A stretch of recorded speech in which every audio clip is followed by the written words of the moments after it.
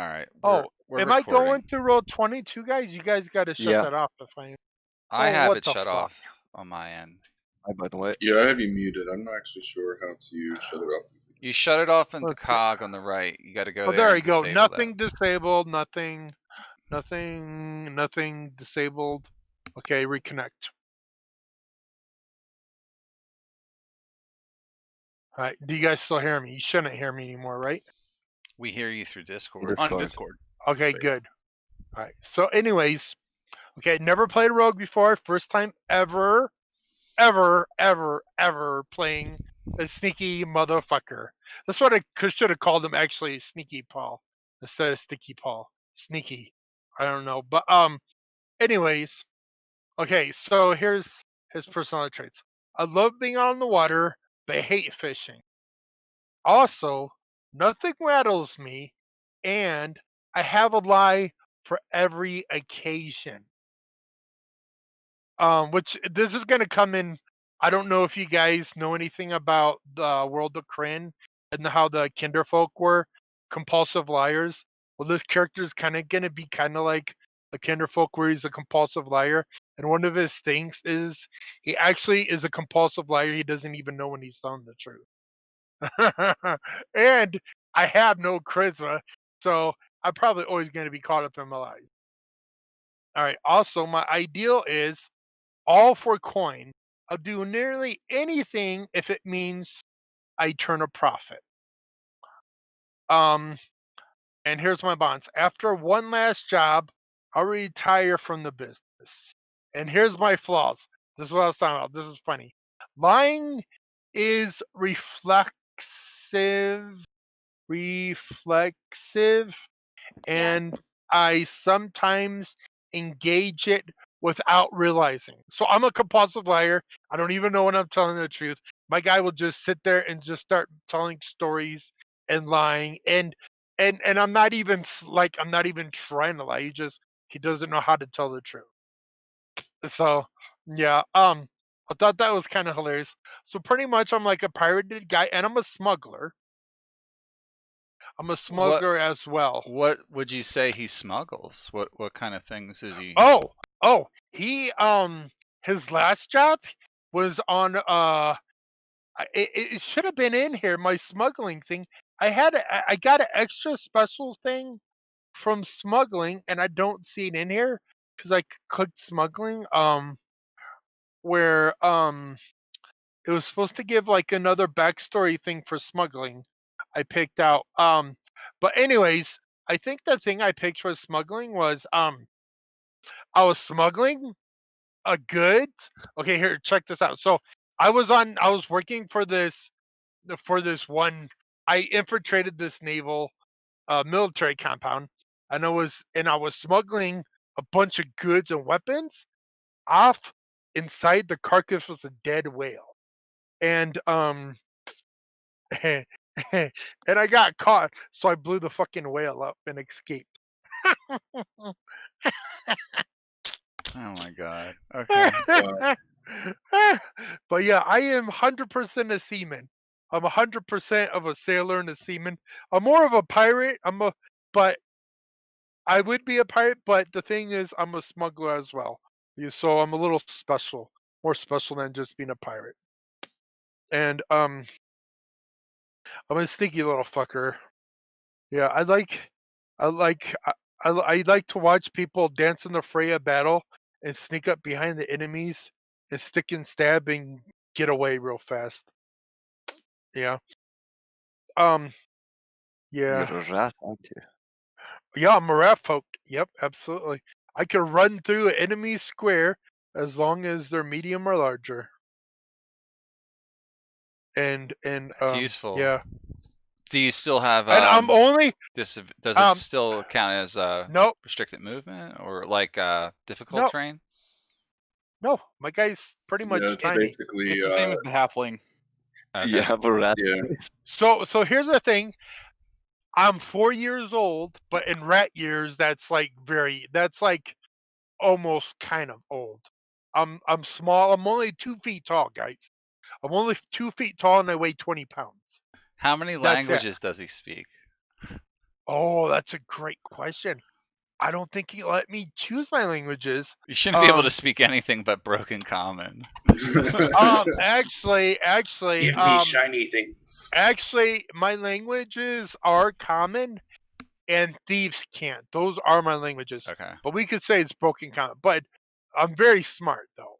I'm very smart. But yeah, my language is common, and thieves can't. So I could speak a thieves type of code, a thieves code and stuff. Plus I was wondering, like, I don't know if they have this for 5th edition weapons, but like I got it gave me I automatically took everything it gave me, and Good. the one thing that you guys do notice is that I wear a very fancy leather vest. Um, but it gave me a rapier and a short bow and a dagger. But I would like to eventually like get like those claws of the picture I have, where like I could for dexterity weapons and just sit there and like kind of punch, stab them and run away. But I don't know. That's just kind of like a role play lore thing. We can flavor like your daggers as that if you want. As Yeah. small as you are, it'd probably be about the same. Is there any damage. weapon in that Midgard weapon thing that would support that? Remember how we're using that this time? Yeah, let me double check. Yeah, I guess you could say I There's- wear daggers. I have like retractable daggers on my wrist, and like I flick my knuckles and they come out, and I stick someone and run away real fast. Yeah. Okay. The only thing in for daggers that I'm seeing is actually for when they're thrown. All right. But that's cool. But let me work around some stuff. I'm sure I can homebrew something super quick. Yeah. But yeah, yep. So that's that's my character, and he's notorious little thief. But the thing about him, he is not necessarily a selfish thief. He take pride in stealing stuff and sharing it amongst his comrades instead of like hoarding. Like he might hoard like an extra jewel or gem for himself, but he pretty much is like, look guys, look what I got, and then while he's showing you, he accidentally slips one down his wrist. I mean, just because he's a compulsive little thief as well. Okay. But he steals for the group and stuff like that.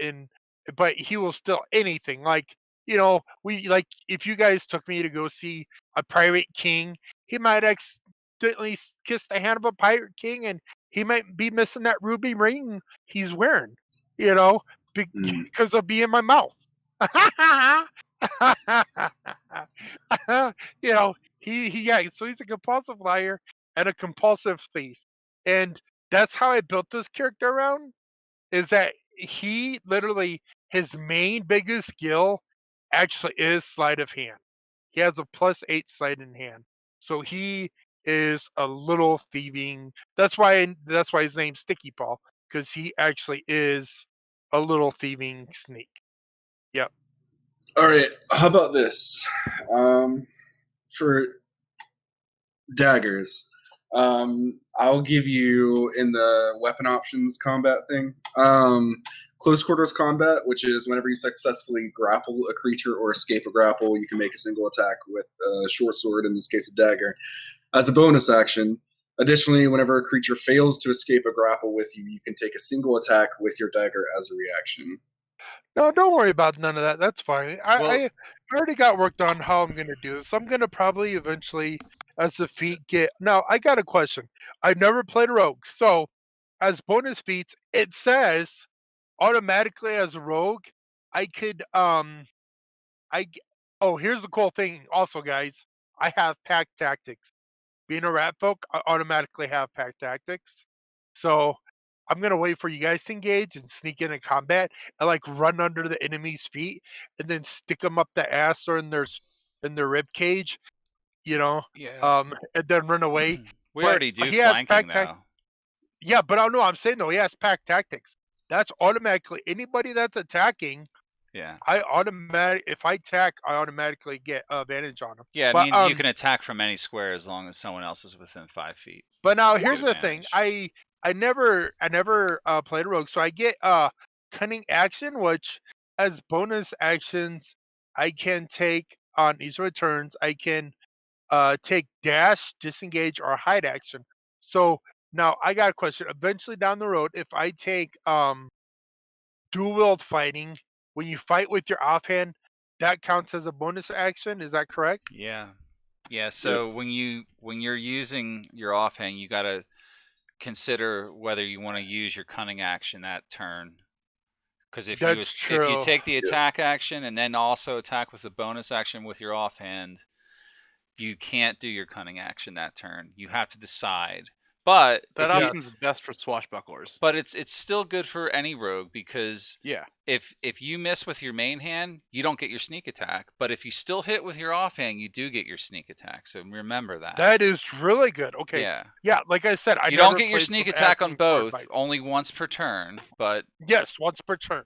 but it gives you if you have an extra dagger in your offhand, just even though it's doing 1d4, you're going to get your sneak attack damage on that dagger if you miss with your main weapon.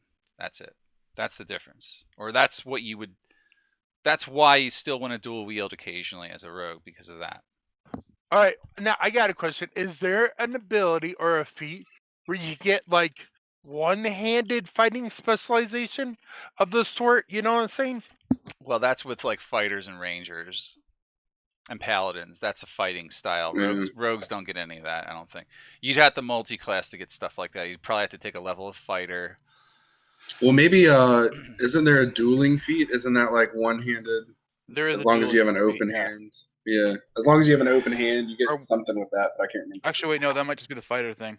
It's just fighter. Yeah, so there's dual wielder. That's what you're probably thinking of. That's a feat, but not a dueling feat. That's a dueling. Dueling is a fighting style that rangers and fighters and I think paladins can pick from. Mm-hmm. Yeah, And I was just wondering, barbarians, like, maybe.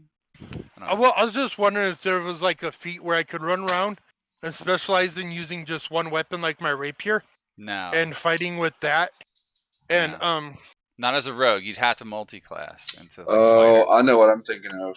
I'm thinking of defensive duelist, which is when you're wielding a finesse weapon with which you're proficient and another creature hits you with a melee attack, you can use your reaction to add a proficiency bonus to your AC for that attack. I don't know why that's what I was thinking of, but I think that's what I was thinking of.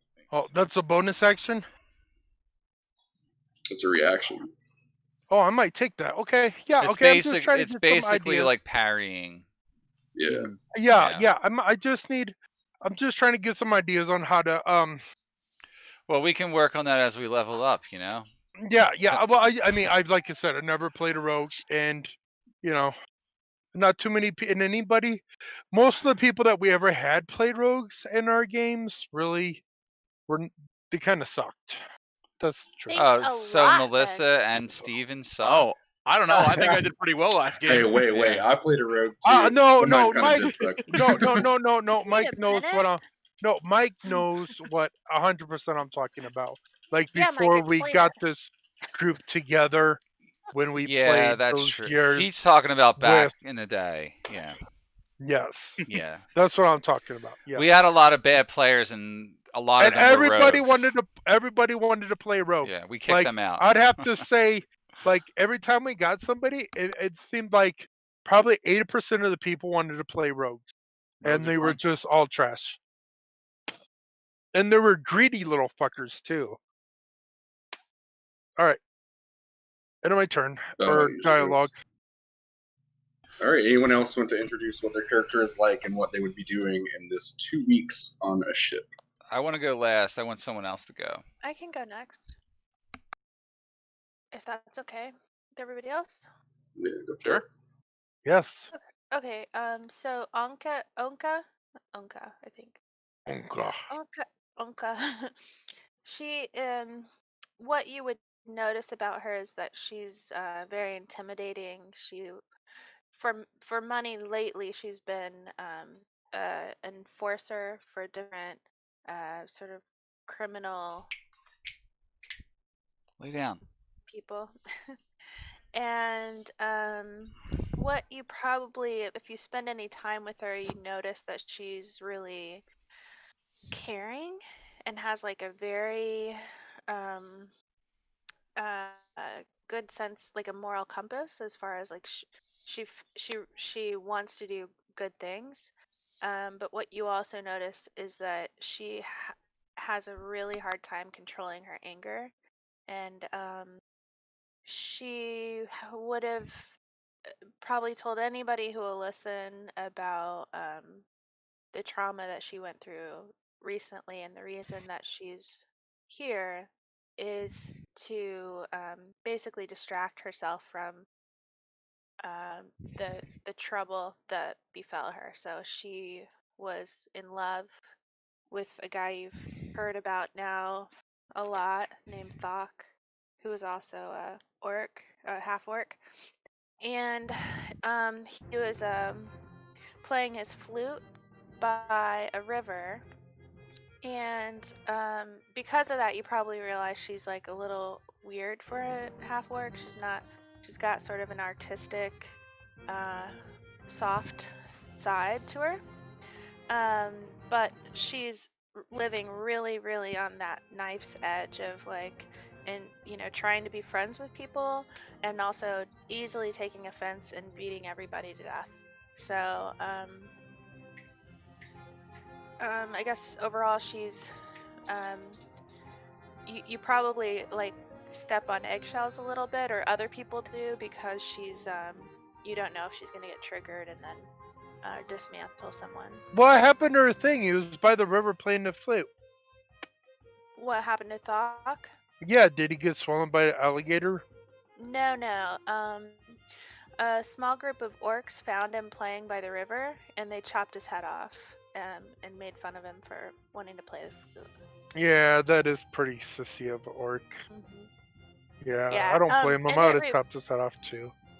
Yeah, I don't know how much she would talk about it, but this actually reminds her of the only memory she has of her dad, where orcs cut off his head and it rolled to her feet. So, did she get revenge on the guys, or does she want to get revenge on them? She, I don't know. I haven't thought. I'm sure she definitely wants revenge, but what she's done so far is just try to leave everything behind. It would Okay. make more sense if she probably destroyed all the guys who did that, but I don't know. I didn't think about that before now. Well, hey, that's cool. Yeah. What does she look like? She is very intimidating, muscular, tall, darker green, I guess greenish skin. Yeah. And Yellow eyes. yeah, I think that's kind of like the light coming off of them, but dark features, dark hair. Does she wear tribal paint? Mm-hmm. Ooh, cool. Yeah. She's like 6 feet tall, like 200 something. So she's very big, and I wouldn't say she's a gentle giant, but she really is trying hard to be good. Any other questions? Okay. Very good. What was she doing the last 2 weeks? Like he was saying, like we've been on this sea journey. Yeah, why did she come on the ship? Yeah, why would Like- she? Do any of us know why we're here? Are we just on our way somewhere, by the way, Nathan? Like, are we just traveling to go on the sea? I'll lift that up to you. I know I mentioned it when we were first. I don't have talking any about it. motivation yet that I know about that. You know what I mean? I was gonna say the main thing is just in your backstory, which I know you said you were kind of letting it unfold organically. Is just for some reason your character wants to leave Baldur's Gate and explore this new land or start a new life, or maybe they're running from something. But I left that up to you guys. So. Oh, that's good. Can I interrupt from throwing something? So I'm on this ship because I am trying to actually get out of Baldur's Gate and back to sea where I'm at home before something catches up with me, which I'm almost positive nobody caught me in any of my devilish little acts, or my smuggling acts. But I'm out to sea until I catch wind of the next big heist that I could smuggle, and I want to smuggle something grand. And then once I smuggle something like really worthy and grand, then I might retire. Because I'm starting to get old at the age of 4, being a rat folk. That's kind of old because I think rat folks only have like a 6 or 7 year lifespan. So that's why I'm out here, to escape Boulder's Gate authorities and look for the next big heist. And what were Yeah. you saying Omka has been doing? Oh, she is she's made contacts with people who were sort of making the ship's crew, probably because of her contacts with corrupt maybe sailors. And at this point, since she is already done with her last enforcer job, she would just be heading off to adventure. If you asked her why she's here, she would say because she needs a distraction. Very nice. As far as what she's doing is, I mean, probably getting used for her muscle, so whatever kind of ship work, pulling ropes or something. For But sure. But you've probably in the last 2 weeks seen her blow up and almost kill a couple people, just if she thought they said something to her. But she's trying to keep a lid on it, but not doing a good job. All right. Who would like to go next? I told part of mine, but I don't know if everyone was here yet. Not Maybe me. I'll- You got to Okay. give us the full circle of your character, not just a few things. Like I Well- need to know it. You can definitely tell that he's running from something. Pretty much anyone would be able to. He probably doesn't have a good. Well, he's got actually a decent poker face, but Tell us what he looks like first, then tell us why he's here. Where is he? so Yeah. he looks like an elf, but he's blue and he's got some gills also. Definitely a sea elf. Oh, Yep. Got big old loot that he carries around with him all the time. Also, interesting purple hat with a feather coming out of it. Yeah, he did some stuff in grew up in Baldur's Gate as an urchin. Spent most of his life working for an information broker until he ran afoul of some people, and then had to escape. And he's fleeing for his life. would we kind of Um, be connected in our job line? Maybe. Probably not. Okay. Probably not, because Landothers would have, or Lando for short, would have basically just been like gathering information or passing along information. Not really thievery. He did some thievery while on the streets, but after that, he would have been done with most of that. Still knows how to do it, but hasn't done it for a while. But yeah, he spends a lot of his time in taverns, making people laugh, playing songs, hopefully getting free drinks and stuff like that. And on the ship, he'd probably on this ship he'd probably spend a lot of time just playing music for random people, talking to random people, trying to gather basically knowledge of what basically everyone's got going on, because that's what he used to do. And flirting with literally everyone. He probably would also flirt with Awanka, and she probably would have wanted to punch him. He might be one of those people who she wanted to kill. That does make sense. I'm not sure if he would have learned his lesson the first time either. What was your backstory, Yolanka, or whatever? By the Anka? way, yeah.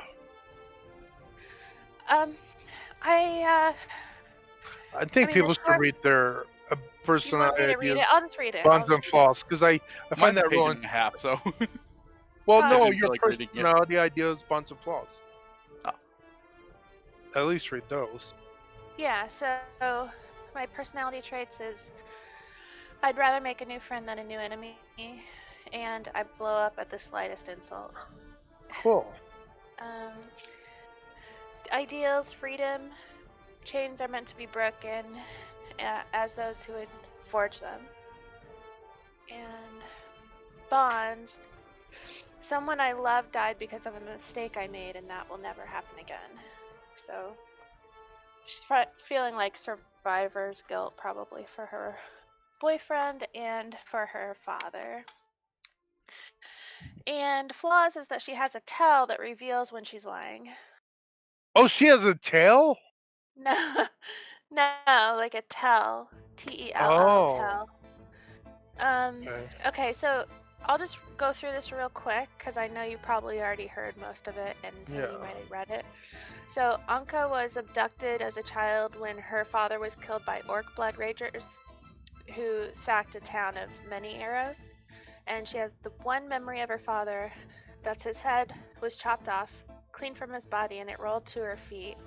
And he said, find warrior, before his eyes froze in a blank stare.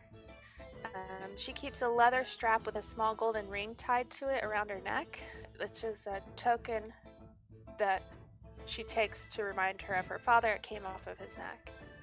She was raised for a short time by orcs before she set out on her own, surviving in the forests in the mountains. And there she fell in love with another displaced half-orc named Thok, which she talks about. Unlike anyone else, he understood both the powerful emotions that drive her and the profound guilt and abhorrence of the violence that sometimes overcomes her. At heart, she wants peace and prefers the more delicate and precious moments in life. Thok had a dream to become a flutist here, but was murdered when a small group of orcs found him playing by a river and chopped his head from his body. And the similarity to her former trauma enraged Anka. Her peaceful nature is in conflict with the intense rage that springs from every bone in her body when she gets angered or disappointed. And without Thok's gentle guidance, she's now less able to control her anger. Seeking an outlet, she looks for adventure at sea. Oh, okay, that was going to ask you. What was her background? Why is she doing on the ship with a bunch of miscreants? Are you still asking me that? Yeah, what was her background? It sounds That like was her that background. is her background. She just said It it. sounds like she No, wants no, to get no. away from shit, and she's seeking a new life at sea, I like think looking you for technically- adventure. Well, like, yeah, what was the technical background? I mean, Oh, Not she's her- the a background criminal story. enforcer. oh, Criminal criminal enforcer. enforcer. That's what Oh, she so did you to enforce make for money. criminal.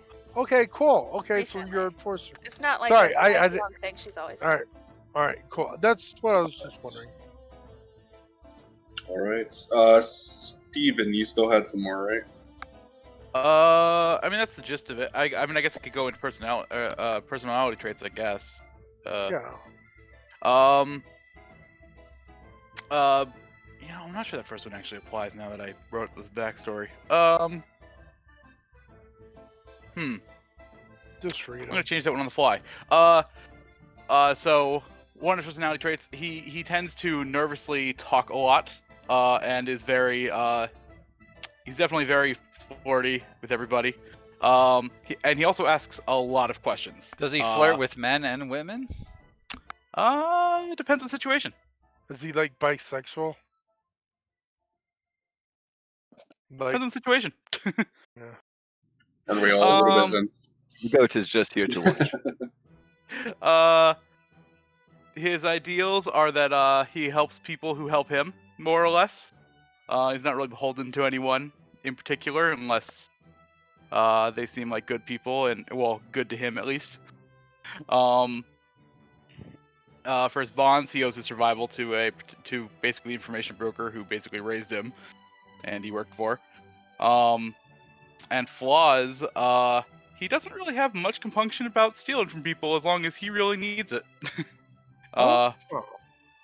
you're a charlatan, right? Technically urchin, but charlatan would Oh, also yeah, okay. be very close. It's a to band of applying to this. thieves. Yeah. I mean, So there's no far, good yeah. fitting for like information broker type of. Please don't tell me Mike's the only good character here. I'm good. I'm chaotic neutral. I'm not bad. You're an enforcer for criminals. No, I'm Shut using it. my abilities Whatever, to big make muscle money. woman. All right, who wants to go next? Dave does. Dave, go. Dave. I've made a decision what kind of wizard I want to be.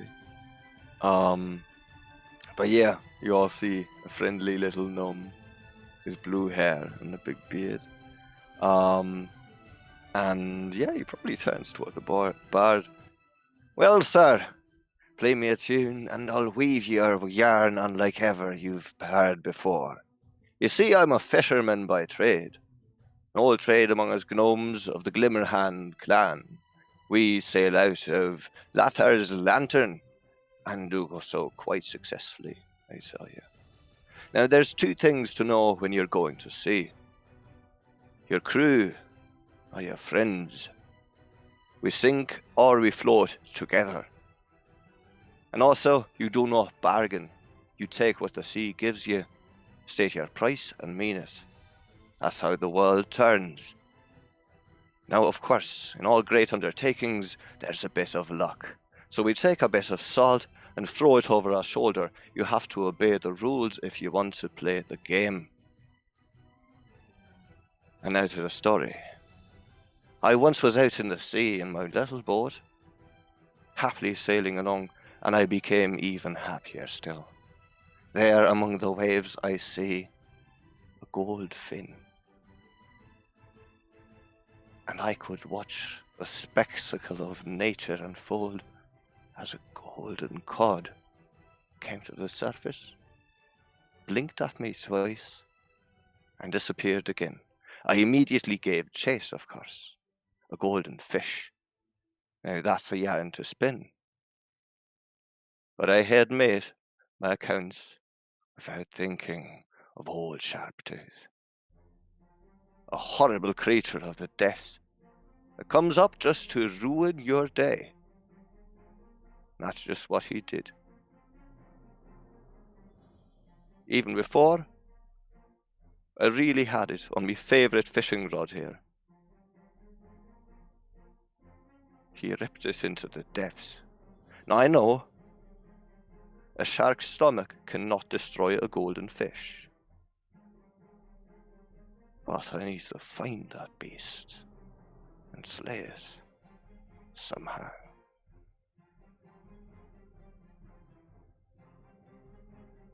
So that's your gnomish wizard. He's a fisher. You just heard his personality traits there. Oh, you set them all in there? Yeah, pretty Yeah. much. Interwoven in the story. Interwoven. Yeah. Oh. Um, So what's his background? A fish. so Glear is a fisherman. He has lots of time on his hands, so he likes reading books while he's out.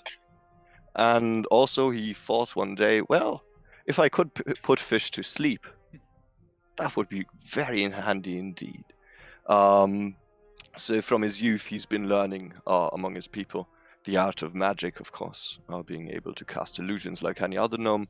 But for him, reading the stars and predicting where the great swarms of fish would go, divination was the direction he was heading into. Yet this life of peaceful fishing the oceans of Faerun was rudely interrupted by an evil shark who stole away his great treasure, the golden fish. Oh, well, that's cool, because my guy hates fishing. Maybe we can It's not use too you as bad of an fish bait. occupation.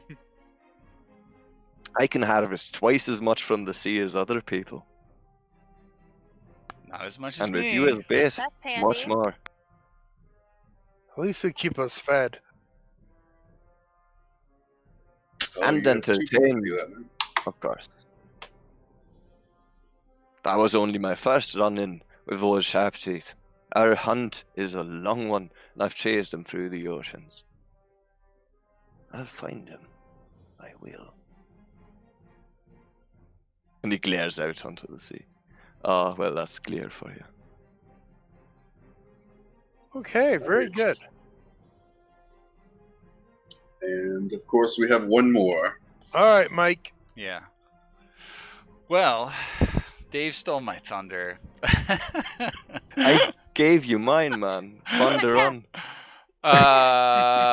So, my guy is rather. He looks kind of old. Old in a way that's youthful at the same time. And the reason I say that is because he's not quite a human. In fact, unless you've been around the world many times, you've probably never encountered one that looks like him at all.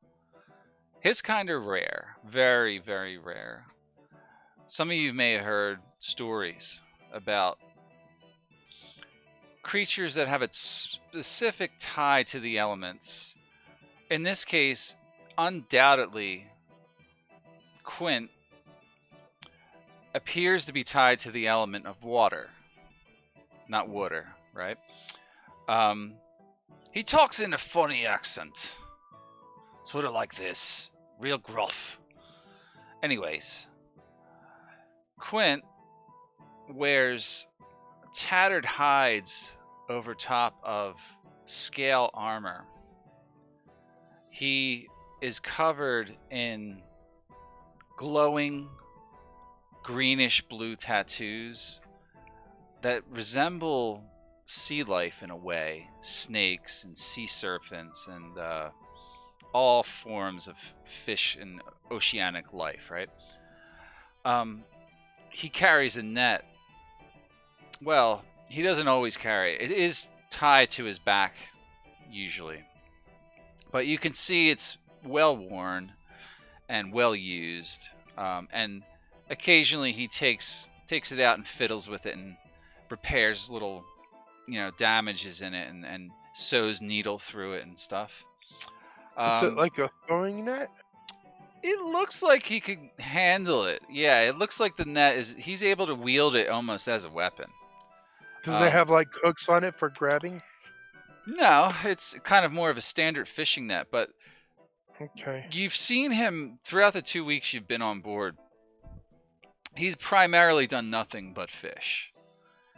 He's thrown the net overboard, and the captain of the boat, you overheard a conversation between some of the sailors saying that Quint's his fare for this voyage has been waived because he's caught so many fish for the crew and the passengers that he's paid his way by fishing. That's essentially what he does. He fishes as well. He's a fisherman. It's obvious he's a fisherman. He has a harpoon. He has a javelin, and he has a strange. He's not as lazy as the gnome. Sorry. Probably not. You see that he has a strange weapon that he keeps at his side for hooking fish. It's a kind of a bronze hook weapon, resembling something like a bilge hook. Many of you have seen tools that look similar to this weapon on board ships. Maybe you haven't if you've never been to sea, but those who have would recognize it as a bilge hook. But this one is quite ornate, and it looks very sharp, and it looks like he could wield it quickly and deadly. His dexterity seems fairly well. Like he can wield a javelin and the hook simultaneously with ease. Well, that being said, he's often telling sea stories about giant sea monsters. And in fact, he told a story about a giant clam.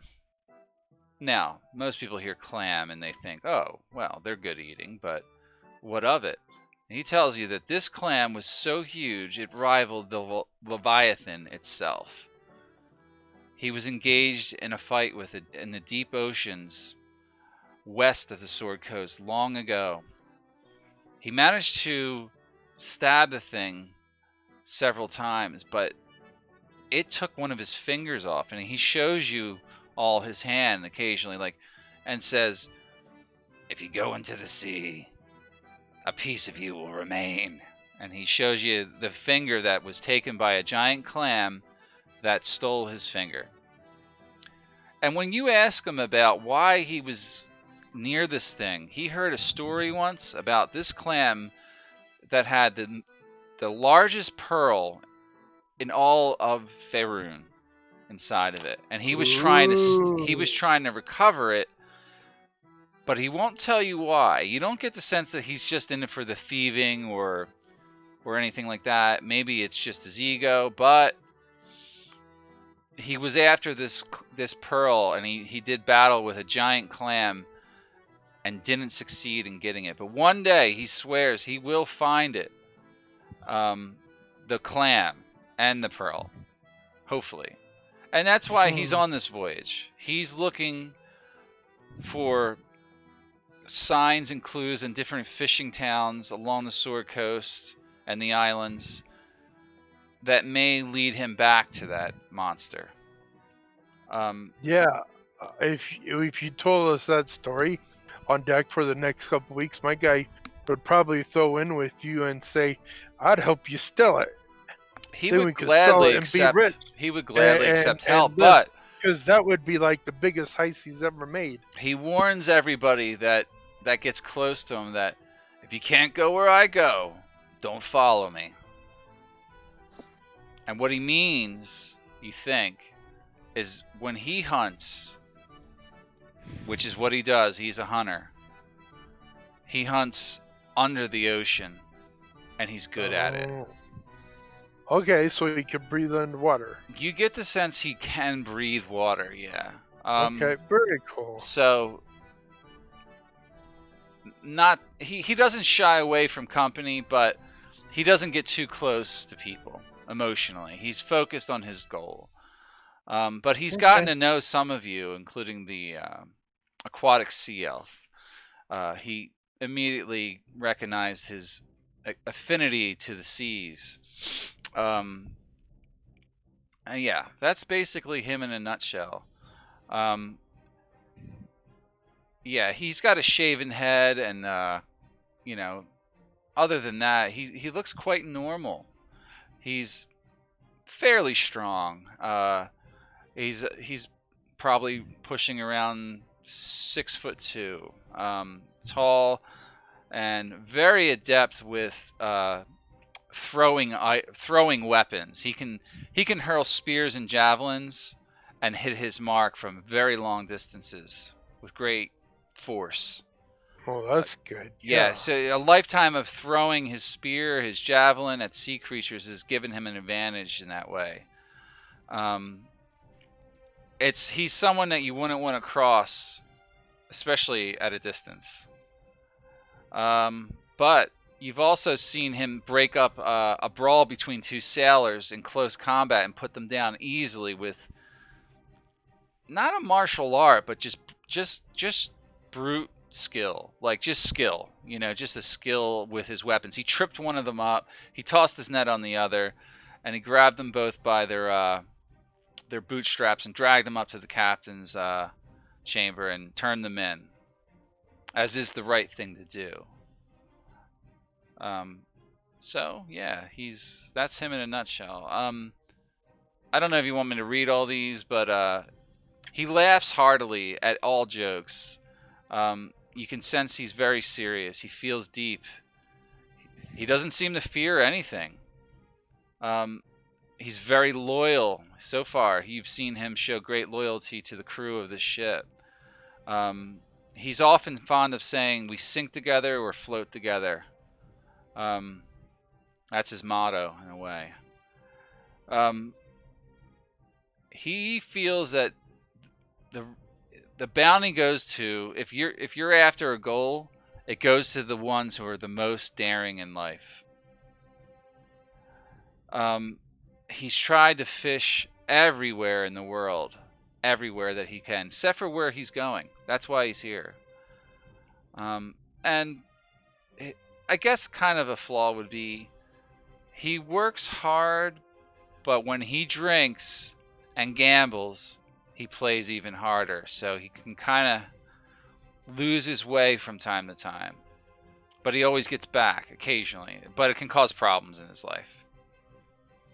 And that's his life. That's Cool. his story. I made that up. All on the spot. Very good. Very good. All of them. Really, really good. Good job. All right. Now that we know everybody, are we ready?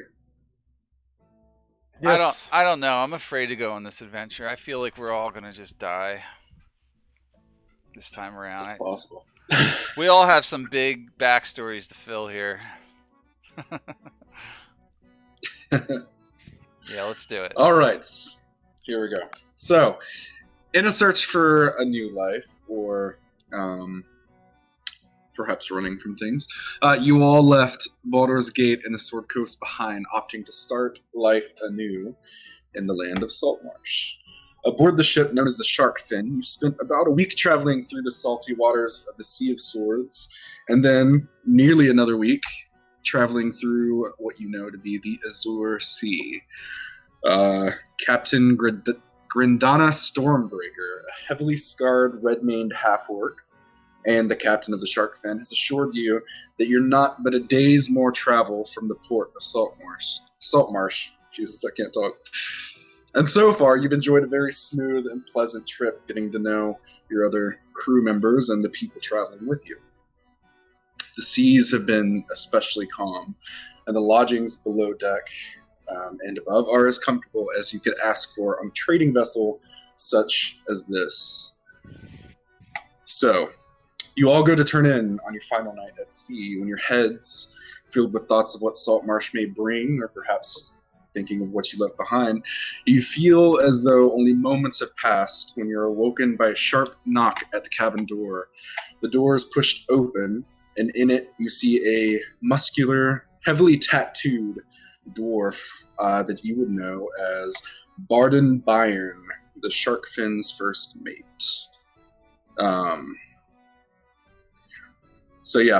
Sharp knock at the door, and in he walks.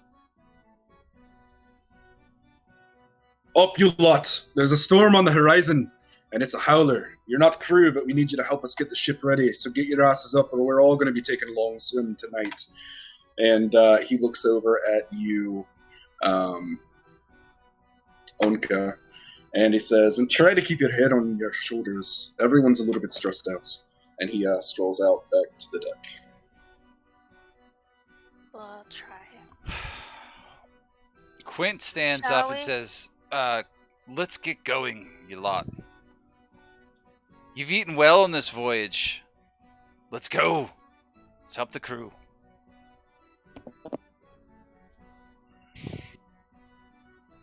I suppose I could supervise. So we're below decks right now?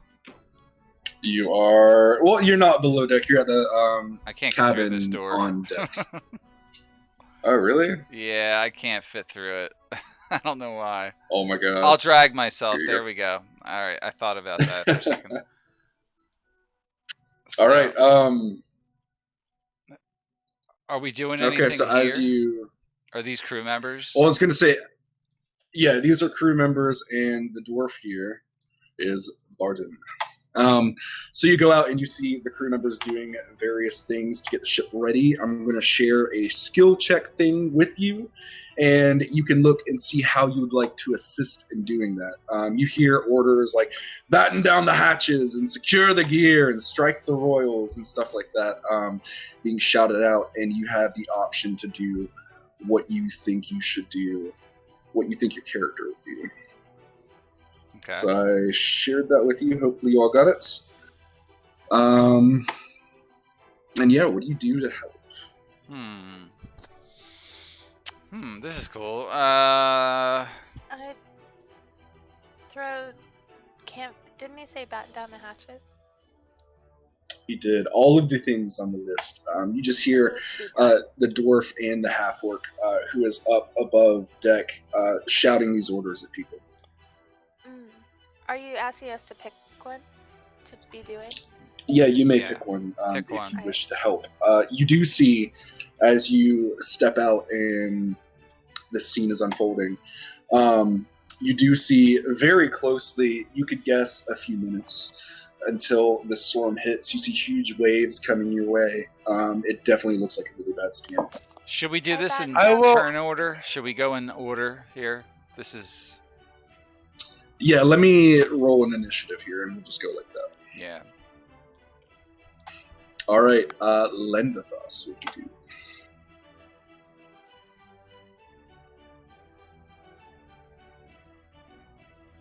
Steven? Yeah, Steve. Is that how you say it, Lendathos? Oh yeah, sorry, I just realized I was muted. My bad. Oh, okay.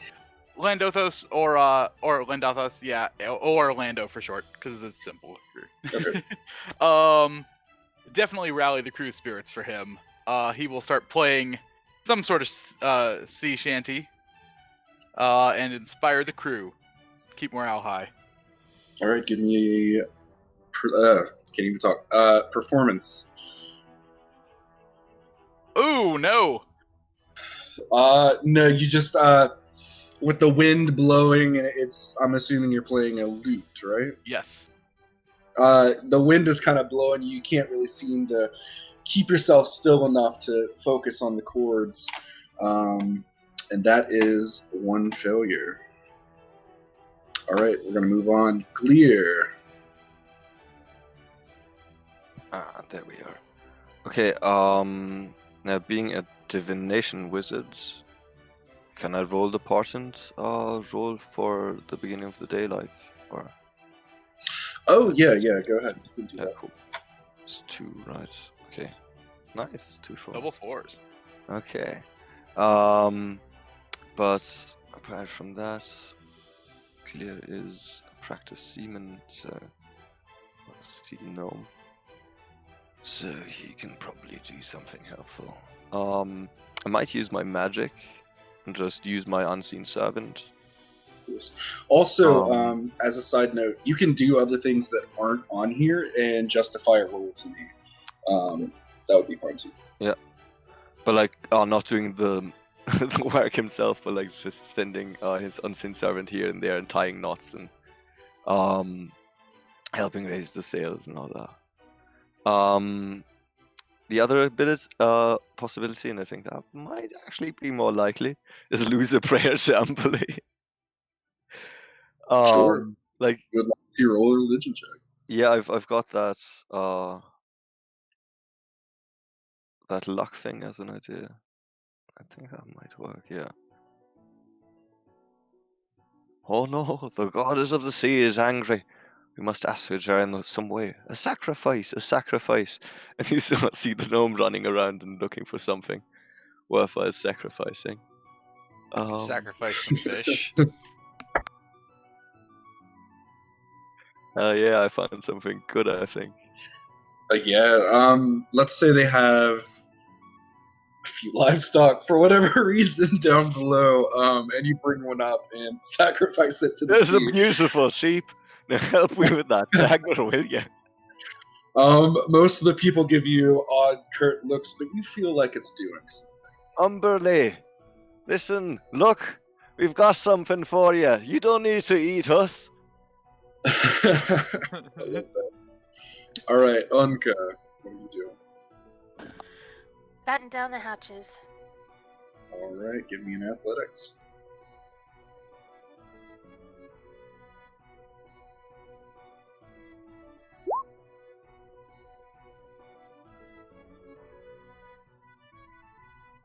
Do you see it? Oh yes, sorry, I do. Sorry about that. Yes, that is a pass. So, yeah, you start throwing canvas over the cargo hatches on the deck, and you're helping tie it down. Very good knots. So yeah, you're doing that, and we'll say like each of these are kind of happening at the same time. They're definitely taking more than 6 seconds, obviously. And give me just a moment because I forgot this.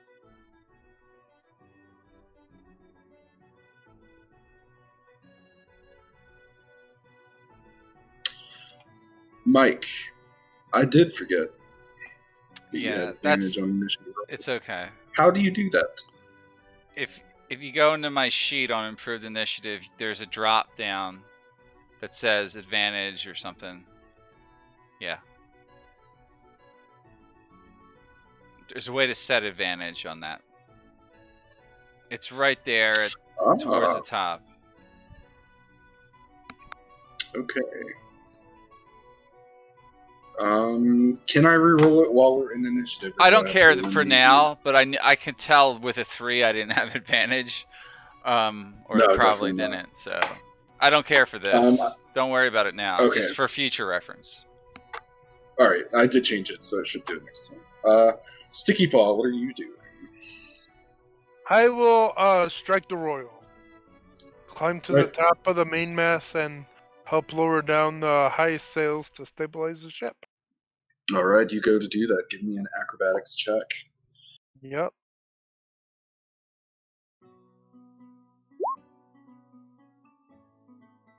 And that is a success. So, yeah, you successfully do that. You see Sticky Paws just gracefully climbs up. The high sails fall. And Quint, finally. Okay, yeah, Quint's been out to sea many times, and he knows that in a storm, it's very important to secure the gear, because you don't want to get a missile thrown into your head if all the gear isn't secured. So he will run around the ship, securing the gear, tightening down cargo, prevent it from flying around. That's a real thing in the Navy, by the way. It is, yeah. Yeah, it's called fold and stow and securing gear. Yeah. Anything can become a deadly missile if it's not secured. Stowed for sea. Yeah. So I'm gonna roll athletics for that, right? I knew it was fold and stow from what I remember being trained. Oh, God, he must have been drinking. I'm The sorry, night that before. is not quite enough. But you still have 3 successes. So, yeah, so you all are doing this for, I would say, maybe 15 minutes. And you see the storm grows ever closer. A terrible storm darkens the clouds and splits the sky above with lightning. You hear the howling winds tearing at the sails as biting rain starts to just pound down on the boat. The waves are crashing on the side of the boat. And after your preparation is mostly completed, Captain Grandana Stormbreaker strides toward you. Let me put her.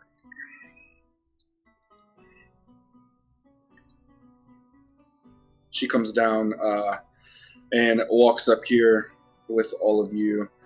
And she says, I must thank you. I don't know how many of you were sailors in this life or the past, but your quick work may have saved our lives and your own. Steel yourselves. The storm is about to hit. And no longer does she even finish saying it, that the storm does hit even harder. It is definitely upon you now.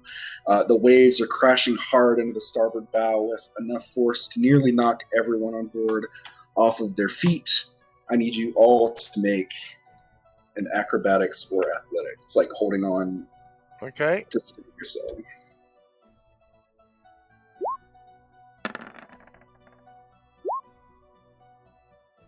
Damn it. And Dotha's just somersaults. Man, I love Jack of all trades. That's Really? good. Yeah, so Onka and Quint,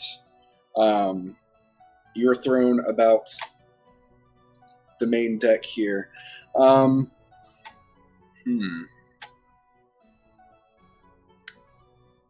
me do something here.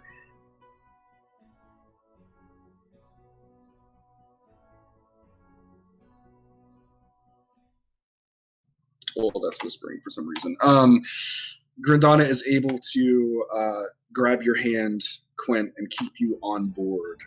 But you are kind of thrown about. And Are we Onka, up? you didn't Are fail. we above you. decks right now? Or are we below decks? Yeah, you're on the main deck right now. You can go below deck if you want. We're going to start this.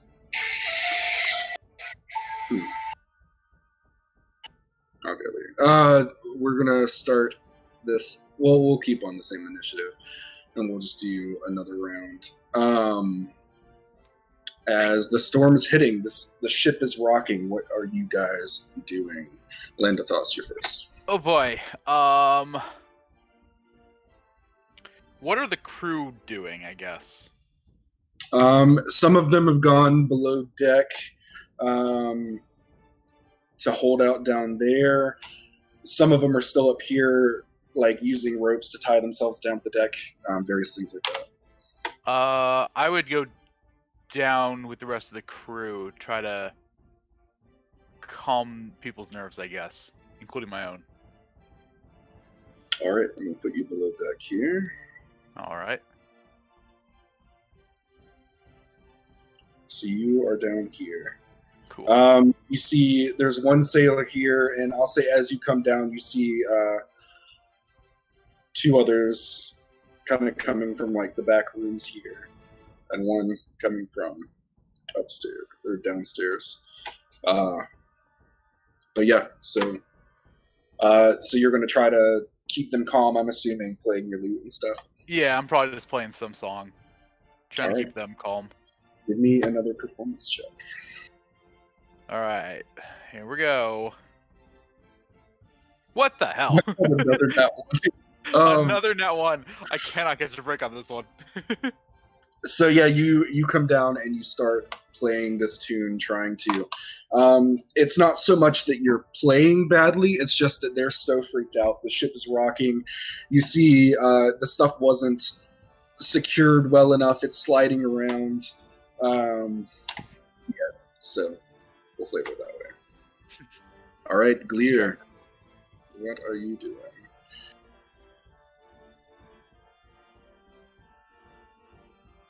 Still the same list of actions, basically, right? Yeah. Or like I said, you can do something else. You can say you want to like brace yourself or something like that. Mm-hmm. Whatever you want to do.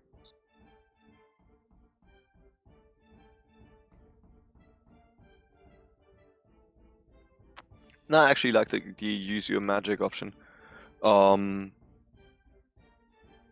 think that is quite fitting. So, Gleer will be hiding away in some corner.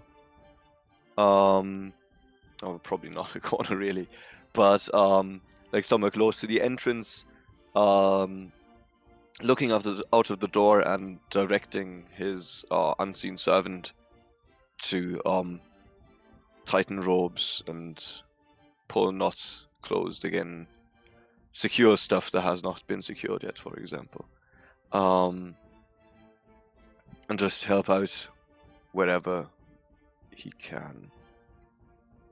Should I take that? That's a spell cast, right? Yeah. Huh, I can't even see myself Casting on unseen servant. the map.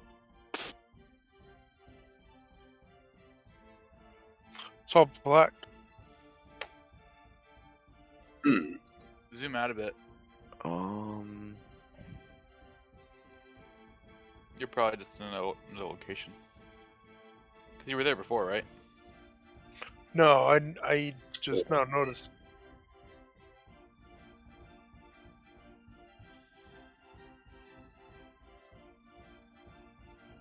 There you go. That was weird.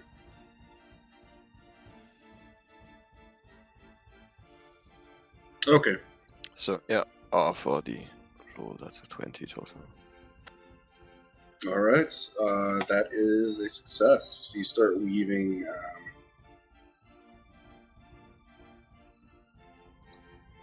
Weaving that magic and hoping. That is one fail and one success. All right, Onka.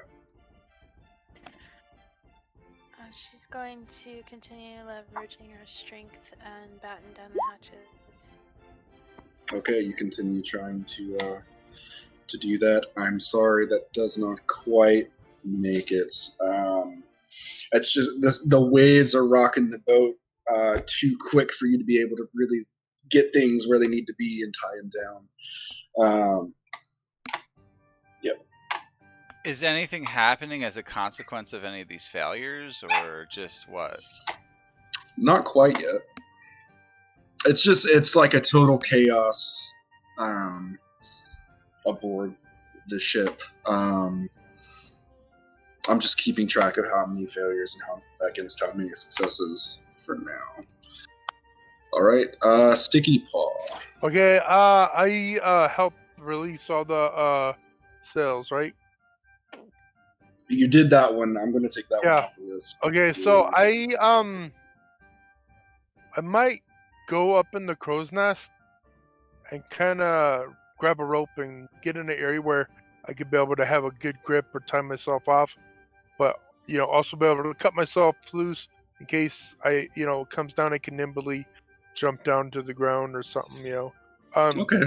How about and look out to the sea to shout out to the captain if I see rocks or boulders or even land ahead or whatever. We don't know. okay? Would you rather roll a sleight of hand check to see how tightly you can bind yourself up there, Yeah. or would you rather roll maybe like a perception to help steer, since you're like shouting back down to the captain? Definitely a sleight of hand. Okay, go for it. Very good.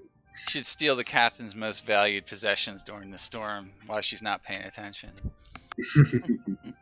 Well, if we help the captain, I help myself. I'm not like evil. I'm chaotic neutral, but I'm not evil. Well, you managed to successfully do that. Whatever benefits me at the time. There you go. Quint, you would be. Yeah, so Quint goes to the forecastle of the ship, wherever that may be. Is that west or east on this map? Let's say. I feel like I'm on a below decks map. No, it's the main deck, I promise. The below decks is All right. actually where Elena. Well, I want to go to the front of the ship, or whatever direction the storm's coming We'll say the from. front is kind of north. Okay. I know on here it's technically west, I guess, but this is north. I just gotta flip the map. tie a rope Are to you going myself. the bow? I tie a rope to myself, tie it onto the ship, and I jump into the sea. Ooh, okay, what are you doing? I am looking for hull damage to make sure that the ship, if it does take damage, I'm going to attempt to patch it the best I can. Oh. Ooh, I like that. Argue a ability check for me. I'd say it would be an Exterior. well, the jump in part was easy enough, but perhaps a survival check would make sense there. I'll just grab whatever I can and batten it down again and patch it up as quickly as possible. All right, yeah, I like that. Give me a survival check. All right. 12. You jump in and you do see a few places where it's just not an amazingly built ship, so the wood is cracking in some areas. Landathos, I'll say you can kind of see some water coming in down below various places. It is at the very least, I would take note of it to inform the captain of where the ship's leaking, and then do my best to jump over again and assist the crew. That would be sort of what I'd do. Of course. So yeah, all of you are doing this while this ship is just chaos in the storm. So after about 20 minutes of just kind of being like tossed about like a rag doll in this ocean, I would say you can probably see it coming up, especially since you are definitely more apt to be in the water. The ship is flung into a reef. You definitely see like the water is getting more shallow. You're getting at least closer to land, and then with the storm from underwater not abated by the storm and the wind, you can see this reef coming up, and you just feel the ship jerk and fleeing into this reef. The force of its bottom dragging against the reef tears into the wood, and pieces of it just jolt off violently, and all of you are jolted forward. I need another dexterity save from all of you. A dex save, or can it be acrobatics? Or acrobatics. Holy shit. Why am I so good on the deck stuff? Damn. Yeah, all of you passed that. So the ship is jerked around. You're thrown into walls, all this stuff. You actually would have had advantage, Vince, because you tied yourself down. I didn't even think about that, but you didn't need it. I did that, not him, right? No, I tied myself. Oh, you did too. He tied Oh, himself. okay. Sorry. You Sorry. tied and yourself the too, crow, so. and the crow's nest, or yeah. So yeah, all of you are thrown against this reef. You see many. We're gonna do theater of the mind here because I don't have a map for this part. It's kind of insignificant. You're thrown against the reef. You see a lot of the crew is thrown off the ship, including the captain and the first mate. And yeah, none of you are knocked out from this, which would have been the failure. But yeah, this ship has run aground, and the storm is still beating down. I'll say you guys kind of take cover in the ship until the storm passes. And as it does, and the sky starts to clear up, you can see as you stand on the main deck of this now ruined ship, the shoreline just a little ways off. And I'm going to set you up on this other map here. Is the storm over at this point? Yeah, it's dying down. It's Okay. definitely past you as you start to see this. Was it like the next day? It's early morning. Like the sun's it's just now visible enough where you can see it. Were we able to rescue any of the sailors and the captain or first mate? No, they failed their saves, unfortunately. And they're all swept out to sea. They are thrown about off the boat. You can't quite tell where they went. All right, I'm gonna cut myself loose, and look to see if we have a life raft, or a dinghy on board. All right, give me an investigation. Yes, that's one of my big things. Investigation. Dinghy. Yeah. Oh, I'm sorry. I'm used to playing Pathfinder where I'm double clicking on Fantasy Grounds instead of one clicking. Sorry. Oh, that's fun. Yeah, with the 20, you definitely see one. It's not in great shape, but Right. it'll do the job. And with that said, while everybody's screwing about, I'm gonna go in the captain quarters and see if there's anything worth taking.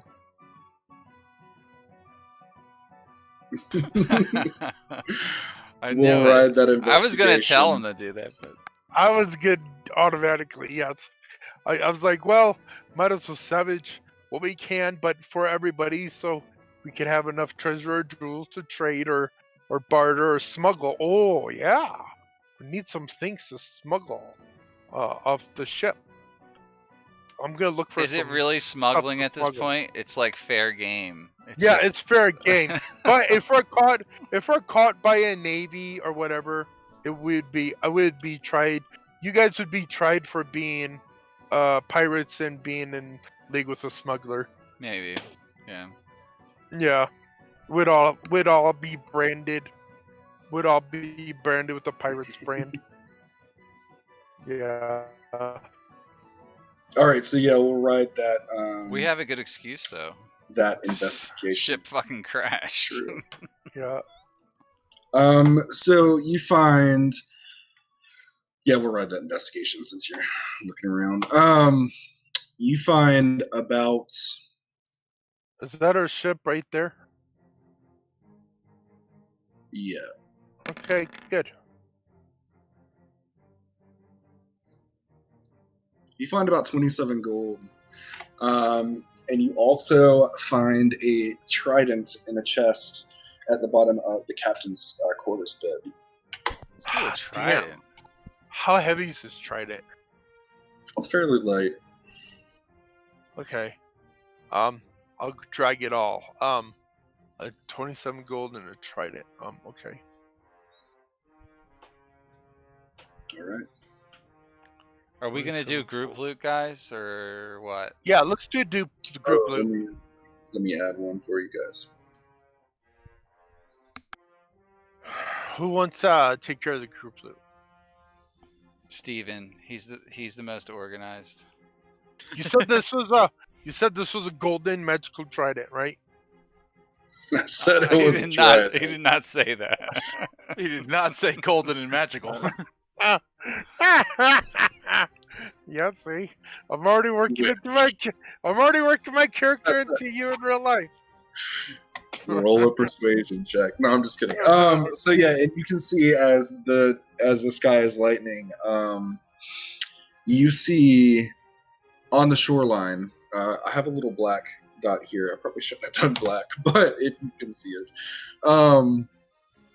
you see a decrepit old house atop this cliffside, and that's really all you see in the land from where you are right now. Okay. I say to the party, like I say to the survivors, I guess we're not really a party yet. I say, land ho! And I see a building, a shelter up ahead. We need to make a swim for it. I can make it Yeah, easily enough. The rest of you, are you up to the task? We need to get there. Well, I will be. I just need to grab a few things off the ship. You Be can't quick leave about the it. ship We don't have empty-handed. time for your looting. Come on. I was about to say who died and left you in charge, but I actually know the answer. Har har. Hey, by the way, is there a spyglass around? I want a spyglass. We might want to think about that. Or like, are there any boats we could use aboard the ship? We can just tatter together some of this planking here and make a raft. Oh no, Yeah. there's a dinghy. The riffs are shark country. We should be careful out there. Do you guys not know Aye. what a dinghy is? There's one right there on the ship, guys. Did Nathan say there was a dinghy? Yeah, there's a Yeah, I dinghy. did. Oh, well, hoist it You down. found one that'll get you to shore, but that's about it. Yeah, give So- us. The other people probably join for that, right? Yeah, I'm gonna get in the dinghy because Mm. I'm an avid swimmer, but I can only swim Swim 10 feet at once. Quinn says we'll do this in this storm. Rowing's not going to be enough. We might get pushed against some more reefs. So he ties off a rope, same rope he used earlier, to the dinghy, and he jumps in front of the dinghy as everybody gets inside the dinghy, and he swims forward in front of it to help pull the dinghy to shore. Ooh, I Not like that. he doesn't fear the sharks. He fears nothing. So you don't encounter anything on the way to shore. It's choppy waves and stuff, but assuming everyone jumps in the boat. By the way, before we get in the boat, like, taking a bit of shit with us, like a barrel of water, shit like that. Okay, yeah, I'll say it's big enough for you to take a few things. How bad is the storm while he's gathering water and he's stealing shit from the captain's cabin? Like, because It's I don't know. steadily dissipated. Okay, so you can gather rainwater with that, and then we'll find water on shore. I promise. I'll find us some. Don't bother with it. No. Well, you need to get to shore quickly before hypothermia sets in. It's freezing out here. I know the Yeah, rest of you right. are Yeah, cold. right. Is there a spyglass aboard, by the way? Roll me an investigation to see if you find the spyglass. Yeah, I want to see if there's a spyglass. That'll come in handy. So you can be a peeping Tom. Yes. Well, you don't find one. Okay. Sorry. You find one and then break it. I'll say you remember the captain. You remember the captain having a Oh. spyglass, but you don't see the captain or her body. Do we find any rations on thrown. board that we can salvage, like fish or anything like that? Oh, you know what? Being on the ship for about 2 weeks, you kind of know, like down below where the food is kept. Yeah. Each of you can have 5 rations worth of food salvageable. All right. Cool. That I'll give puts you me two. at So 5 15. rations left, basically. Yeah, each of you have 5 okay. left. Cool. That's what I already We got. have 5 left total, Each. Yeah, for each of you. not including what our characters came with, or Mine's in, already I would in addition rule that you to. probably ate those on the way. So we have 5 rations at this point. Yeah. All right. Plus fish. Plus any fish you can find, yes. Yeah, if I'm near shore, I'm gonna fish, or any body of water for that matter. I have fishing tackle, and I think the gnome has a little fishing rod. We could fish together. I do, sir. My favorite one. You can net the fish while I go in there and catch them. All right. Exactly. I went fishing today. So I caught what- 2 bass. Yeah, but like, if we help each other for the fishing, test, we can harvest like A lot of fish. exponentially. We should just go More. into the fishmongering business. Fuck this adventure. Forget the campaign. You just Yeah. start fishing. Bunch of empire. fishmongers. Yeah, they're gonna turn up Don't into a bunch of mind. Me and the fishmongers. gnome can fish, and Anka can be the bodyguard for the sail point of sale, and Steven's character can be the salesman, and Archimedes. Enough! Our, Enough talking. why? We must get a fire going and This was out of get up character. to the shore. Oh. Yeah, we're not in character. All right. Yeah, so Anyway, we get to I like shore, it that right? way. yeah, you make it fairly easily to shore. The waves are choppy, but with you helping steer this boat, you're able to make it. And there's not really much on this beach other than you see a path leading up the hill toward the old house that you saw from the shipwreck. Did any of us get inspiration during that, or? You know what? You all played your characters very well. All of you can have inspiration. Hey, I got a question. Can we drag the dinghy on shore and flip it upside down and cover it with maybe whatever leaves, Seaweed. whatever might be around to kind of keep it a little bit weatherproof and keep it from being sink. Let's just push it on the Sure. shore and then hide it in some bushes or trees. Simple Yeah. enough. It doesn't need to be too complicated. Yeah, you can do that. Right? You're gonna make your roll check for it. Yeah, that's what we want to do. When we're heading towards shore and we see, you said it was a house or something on the shoreline. Yeah. Yeah, it's like an old decrepit house. Is it Not so on much a on a shoreline, cliff? Is it almost like Okay. it's up a cliff. okay? There's a pathway leading from the beach up the hills toward the cliff. All right, that's what I was picturing. Okay. So yeah, we pull it up onto the beach and then cover it with something, anything that's around. The dinghy. All right, you do that. Well, doesn't look like there's much here but that old house up there. I say we head up there. There's sharks in the water. We need to get inside. Oh, first we have to thank the gods for spitting us out of the sea. Amberley, you kept your promise, and will honor that. There's more sacrifice coming. Oh yeah, I mean, Amberley, yeah. For most right. of us, sure. You guys see me carrying a pack with a big old trident sticking out Where you be getting on these my back. trinkets from there, rat boy? That I trident's found- bigger than you. I found it. Right. I believe I saw that in the captain's quarters. I don't know what you're talking about, but I found it. Finders keepers. Ah, yes, I see. Well, maybe. Hopefully, you know how to use it. That's all. We might need it where Oh we're well, going. maybe I could sell it to you. Ha! That's funny. Well, you seem like you can use it. Someone's gonna need to use it. These lands on this Unless you island don't look think kind you of can. dangerous. Unless you don't think you're good capable of it. I've handled many a weapon such as that. It's not a problem. Oh. So, let's say 5 gold. It does look like a very beautiful trident. It is a blue metal with some insignificant gems in the hilt.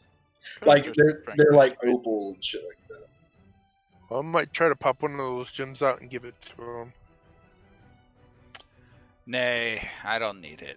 I got enough weapons on me. Let's keep moving.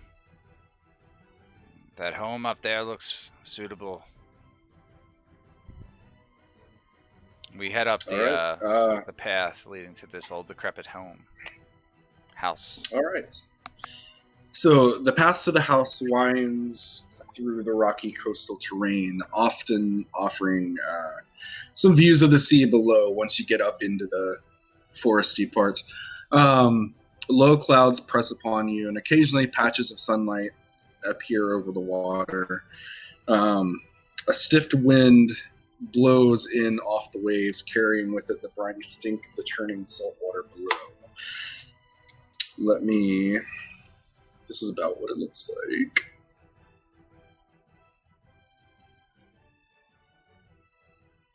As you're heading up toward this house.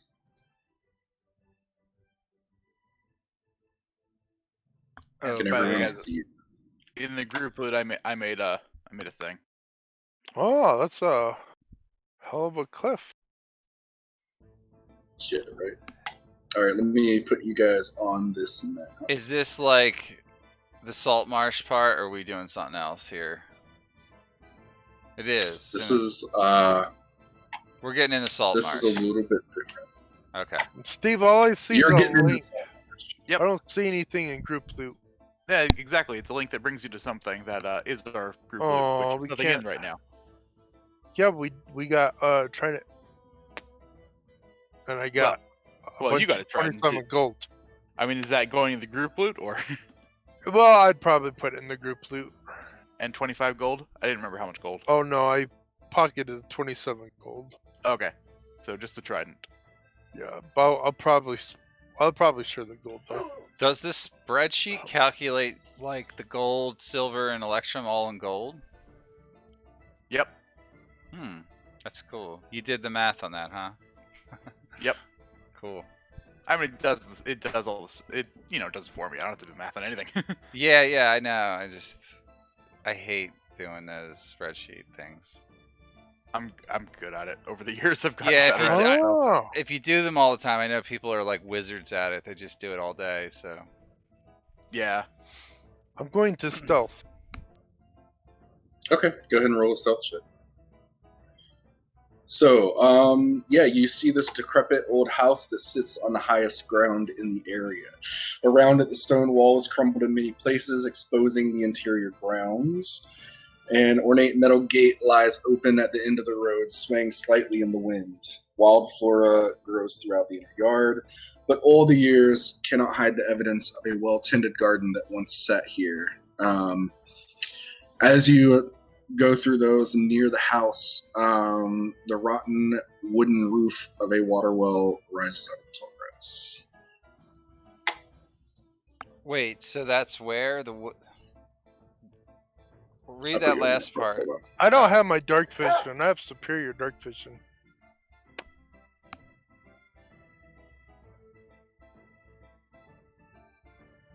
Yeah, I feel like You're my approaching vision from- should be better than it is. Also, actually. The scale is off. Yeah, because I've only got bright sight up to this point.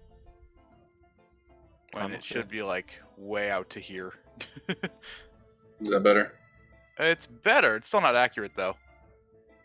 Because I should have 60 feet dark vision. I don't see anybody now. Oh, Yeah, they're that's there. what I got here, 60. Yeah, I don't have any dark vision. It happens Yeah, it every only goes down to time. 45. Do you have the scale of the map wrong? That may be the reason. No, it's right. I Five did feet. change it a little bit. Then that actually, to affects fit. dark vision. Oh no, it's right. Well, the yeah, map, but yeah, the 5 scaling is feet. still 5 feet. Yeah, 5 feet.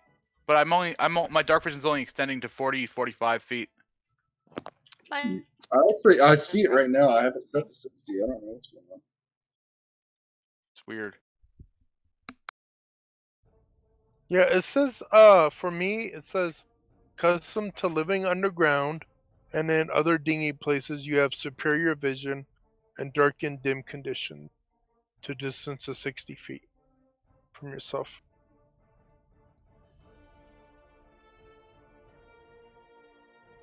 I have you Yeah. set to 60 as well. Yeah. You know what? Genasi, Wood or Genasi don't get they don't get dark vision. No, only fire genasi. No. That's weird. You the think Genasi. being under the ocean they would have that, like especially if they're under the ocean. You would think. Yeah. Tritons, it's the same deal. They don't get it either, which doesn't make any damn sense. Tritons. Oh. Yeah, like they live down there. They live in the dark depths of the ocean. Yeah, it's stupid. They should be able to see down there. Maybe they have a way of illuminating everything where they go without it. So who knows? Maybe. Okay. So I am stealthily. I'm like, all right, guys, we'll be fine. So we are heading to the house, correct?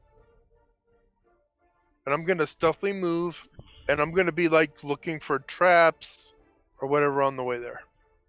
I light a torch Okay. so I can see. I move is that? ahead. Here. I move ahead out of the sight of his torch, so I can't be spotted. That's investigation, looking for trap. Torches are 20 or 40 by 20 when you do it, and everybody can see the light. By the way. All right, that should reflect that. It should, yeah. Okay. Stick Yeah, together. you don't find any traps or anything. You see the front door. The door is right here.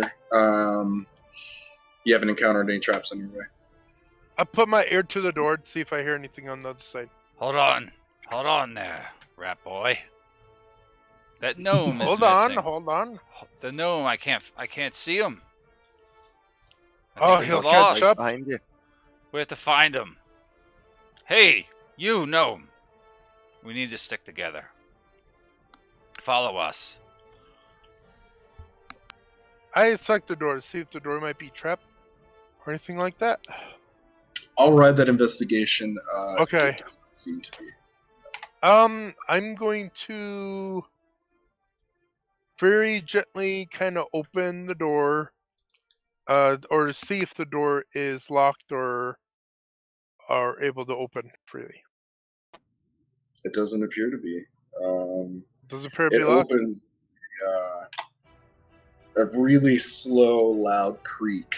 It definitely seems like no one's really been here I, in a s- while. I step in, and I stick to the shadows, and I tell them, "Shh, it's very dark and quiet in here.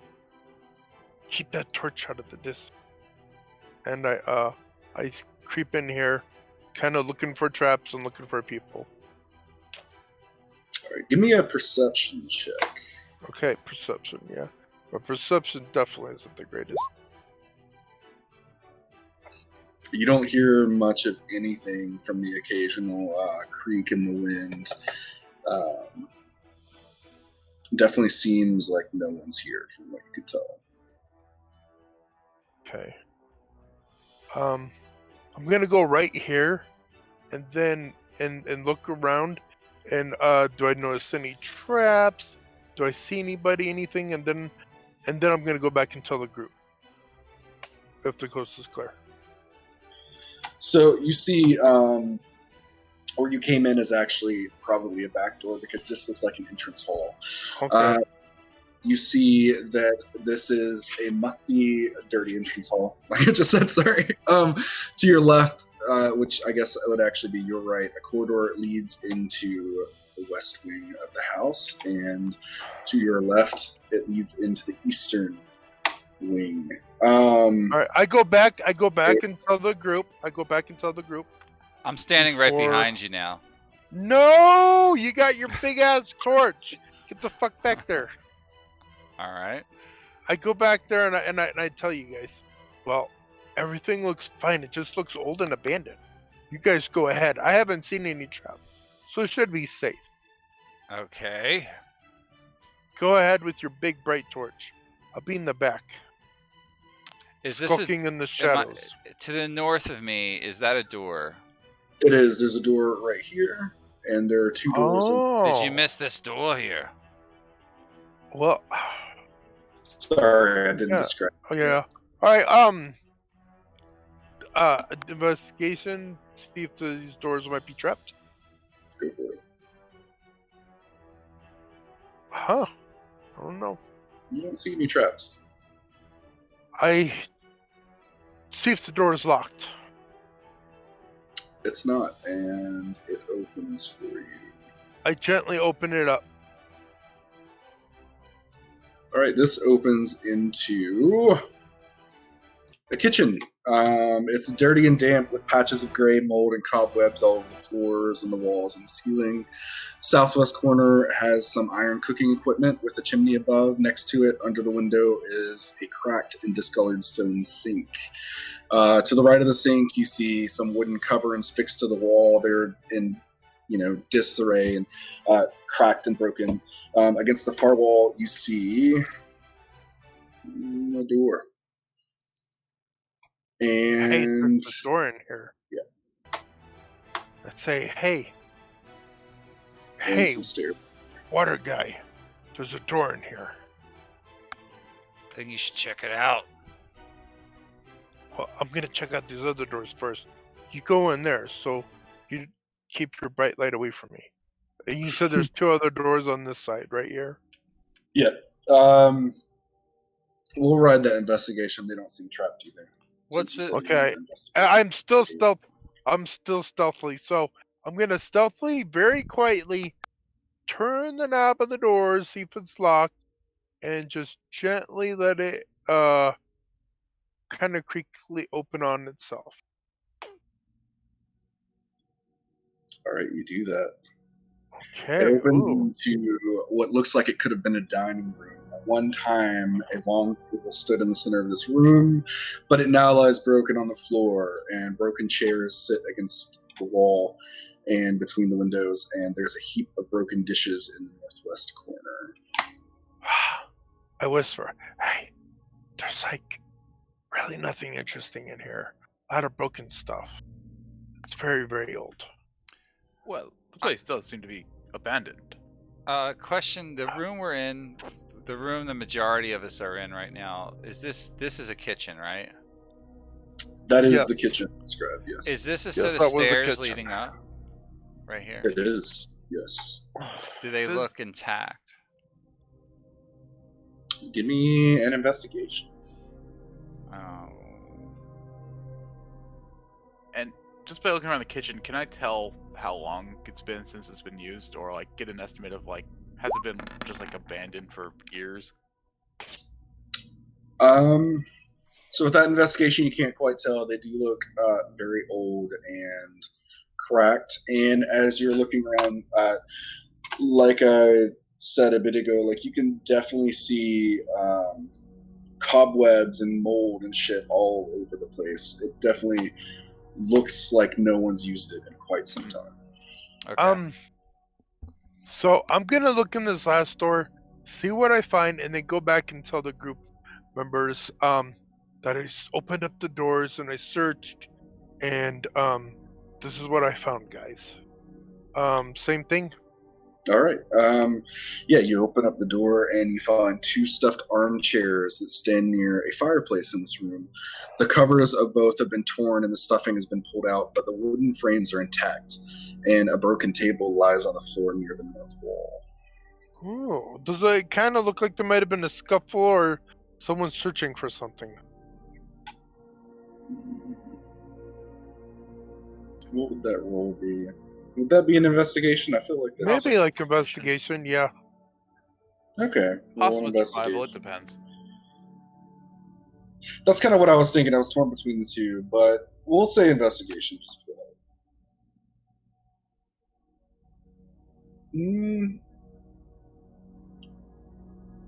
You can't quite tell why the stuffing is pulled out, like if it was a scuffle or if it's just like an animal or something. It definitely looks pulled out. You just can't tell like what would have happened to cause it. You know? Okay, well, I'm gonna go back to the party members. I'm gonna say, hey guys, I opened up the other two doors, and everything just looks broken and old. But there's something odd. There's two chairs, and all the stuffing is pulled out. Like, might have been tossed or something. But there's no sign of any creatures so far, or anybody, or anything lurking in the shadows. Good. Could have been from animals long ago. Yeah, I don't worry about such I don't things. think I've seen any animal shit. Like, you know. Then there's nothing to worry about. This place is safe enough for us to rest until this storm blows over. Huh, what are you looking at over there? Stairway? It's a set of stairs that lead up, apparently. They look They kind of do. decrepit. I don't know if they're safe to travel upon. Oh, well, I'm very, very light. Maybe I could check it out. I'm gonna go by the steps and investigate it. Okay.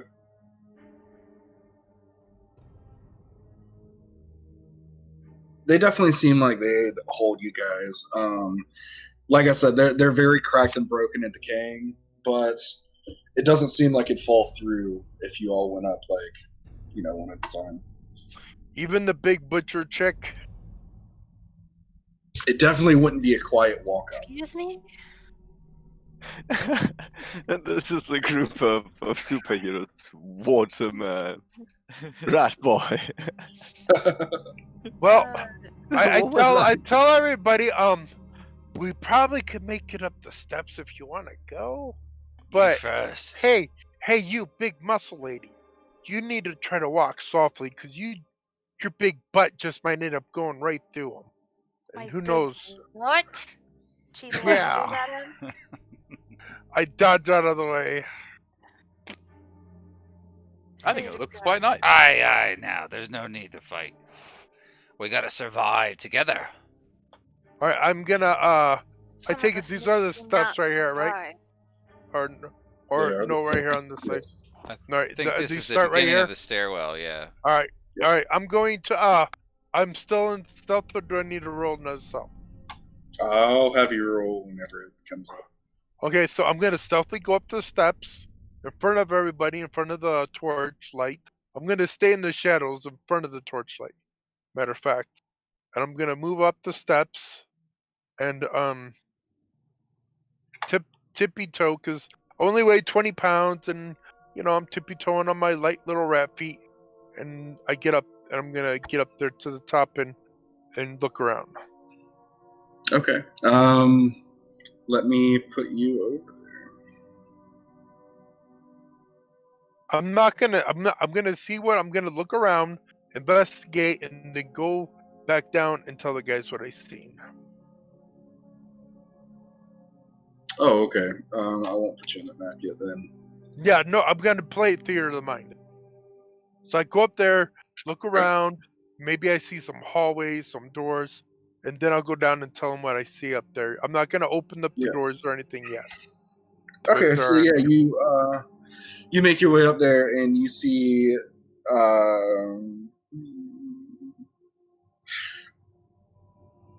that it climbs up to the upper level. It seems mostly collapsed up here, around here. There's debris everywhere. You see a heap like of collapse rotten to the timber. ground. It's just like falling in, like how you would expect a decrepit home. Like it hasn't quite fallen in, but it's close. So it would probably be very dangerous for anybody that weighs more than 20 pounds, such as myself. Yeah, you can get that feeling. Okay, I tiptoe back down and say, this is not safe for you guys. Only small, tiny persons such as myself. Wait, what do you mean? The floors aren't safe. Yes, the floors are all rotted in and holes and broken in. You guys will fall right through and injure yourselves. I mean, Is there another way up there? no. You did see stairs in the big room, actually. Yes. Oh, I didn't remember that. Okay. I say there are stairs in the big room. Yeah, I swear I didn't hear you say that. Sorry. It was right as you were saying you go back to the group, so it's fine. Okay. Yeah, I said there's stairs in one of the rooms that I was investigating down there. There's some set of stairs, but you could probably go up that way, but be super duper safe, because up there looks like you guys might just fall through. Well, we're only going to be here for a short time anyway. We could always just stay down here. Yeah, maybe. Second, let's start a fire.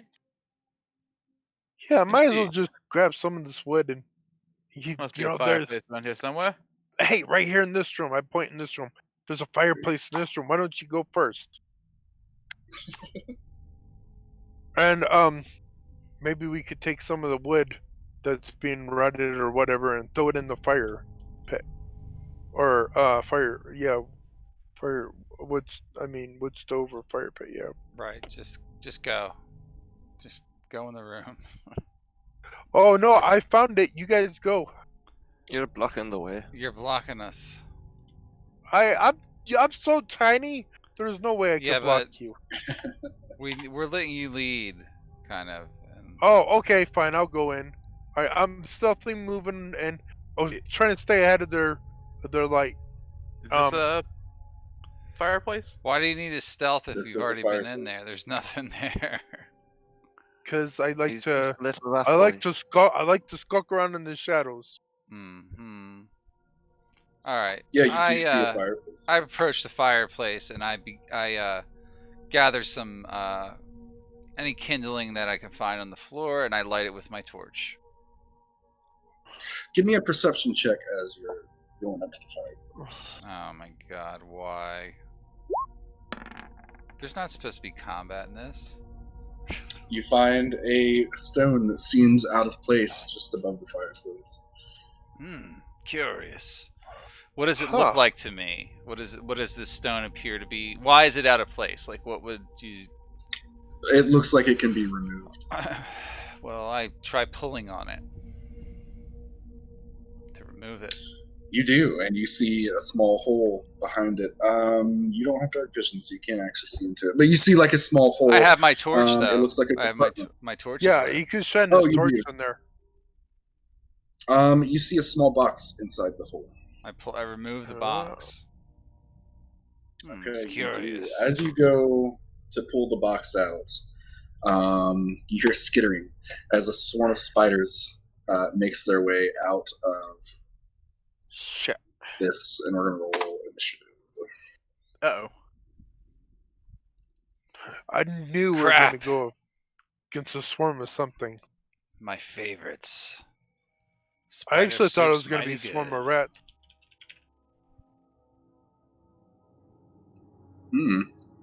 That would have been a good one too, but I don't know. Spiders fit with cobwebs.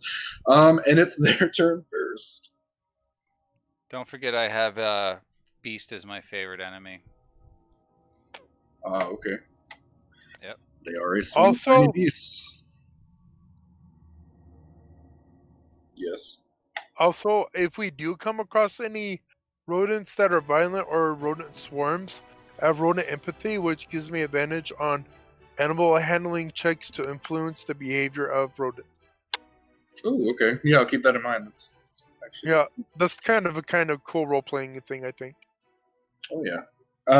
So since you're the one that reached up to the fireplace, Quint, you see a swarm of spiders as you go to grab the box, swarm out of the fireplace, and they're going to try to bite at you. Yeah. Sorry, I'm switching them off Whisper.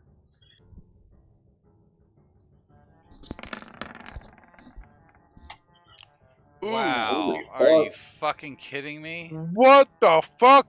You're dead. I Reroll. would've- I my would've- bad. What the fuck? I just went No, down to 0. listen. It's probably not dead, I- but It No, rolled that's twice dead, because it dead. rolled a whisper. The whisper is 5. The 5 does not hit you. Oh. Yeah, I that's rolled Oh, 24 so hit fucking points. bad. well, even But I was just that just would Go have put ahead. him exactly at 0. He yeah. wouldn't be dead. I would be unconscious. oh. Yeah. Well, either way, no. I mean, in all fairness, it did roll a 5 and a whisper. I was just making sure it was all whisper. So the 5 does not hit you. You see these spiders crawling all over you. You manage to swat them off right before they bite. Lendithos. All right. Oh shit, that's a Uh, lot. Damn it. Hang on a second. I need to read my spell real quick. Okay, doesn't need to understand me. Cool.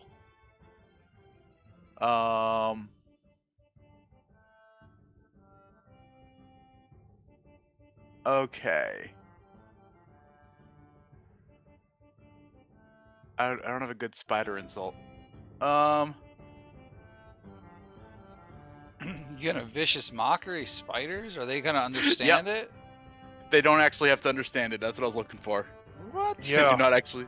They don't actually. I need knew to understand exactly it. what he was talking about when he said understand. I knew exactly it was vicious mockery. Yeah, me too. But okay. Yeah, I don't have a good insult at handy for spiders, but I'm gonna do vicious mockery at it. Aw. All right. Let's make that save. Well, let's see if they fail their wisdom save, because it still does stuff. Yay! They did, so they take 1 damage. Yep, one of those spiders is very insulted, and It looks pissed. and it has disadvantage on its next attack. Oh, okay. That's good to know. And I might as well. I'm gonna go ahead and do that. I don't know if that will provoke the opportunity attack because I'm going around a corner, but when I do that, I'm definitely take it. So, Yeah. You still do go within 5 feet. Okay. but it has disadvantage on the attack. Yes. Good. They definitely miss. You go to move by them, and they're like swarming around your feet, but they don't quite get on you. You manage to overstep them. Sticky Paw.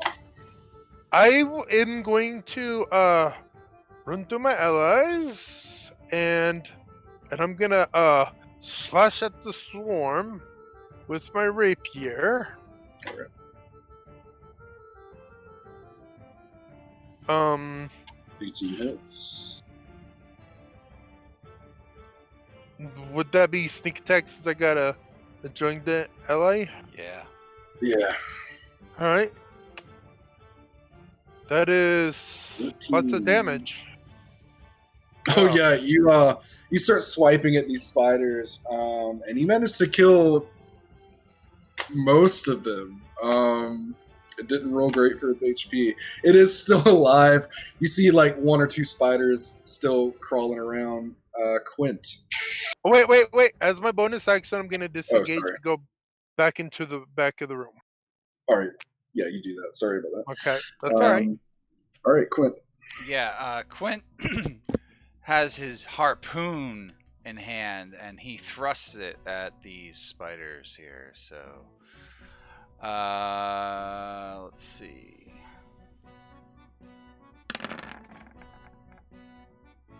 $15 for 6 damage. And that is enough to do it. You manage to basically stomp out the rest of these spiders. All right. Oh, dead. They're dead. I was hoping to get my pack tactics just to check it out. You since just Quinn was did. standing right You next to him. basically did. Well, no, I mean, pack tactics gives me advantage as long as one of my allies is near him. Yeah, so you would have had that. You would Yeah. have had it last turn. Yeah. Yeah, that's what I'm saying. Yeah. All right. well, they're I mean, dead. I rolled the 18. They're yeah. dead. So that was cool. Ah, Look well, what I you're found. lucky. Yeah, Yeah. And he shows what did everybody you a find? box. I pulled a box out of here. Looks interesting. Well- Someone hid it long ago, I think. Wait, come here. Let me see the box. Can I investigate the box? for him? Not so fast, rat boy. Here. I'm gonna investigate the box, see if it's safe. I'm holding it. I'm holding it in my hand. What? Tell Okay, if me. you want to open it, Tell and me more about the cut a box, DM. poison Hold on, dust. Vince. Be quiet. Hold on a second. I'm talking to the DM. So, what does this box look like? It's just an unassuming wooden box. It looks like it's just a small. It's not very big. It's just a small. I can't think of something to compare it to. Does it look locked or anything? No, not yet. I open it. Inside, you find 30 copper and 2 small pouches of alchemical powders. Interesting. You Some do a coins here. nature check if you'd like to see. Sure, I'll try. And if I fail, I'll ask anybody else around here. I got a 12. Yeah, it's not a hard check. You look in the 2 pouches, and they're like crushed herbs. You can guess if you were to sell these, they'd probably be worth about 5 gold each. But yeah, you can't quite tell like what they were or how you used them. Steven. I mean, Lathandros. Yeah. You can call me Lando for short if you like. Lando, yes. I'm sorry, I'm a little hungover from the night before. Would Happens you to the best of mind us. stowing this in that pack that you have on your back? We might be able to sell it for something, I don't know. I wouldn't mind. I Some can do that. coins here as well. All right. At that point, I have to make a phone call real quick. Let's take a 10-minute break. All right. And I'll be back in 10. And that was 2 pouches of alchemical powder? Yeah, 2 pouches, 5 gold each. Cool. 5 GP each. And 30 copper, right? I forgot already.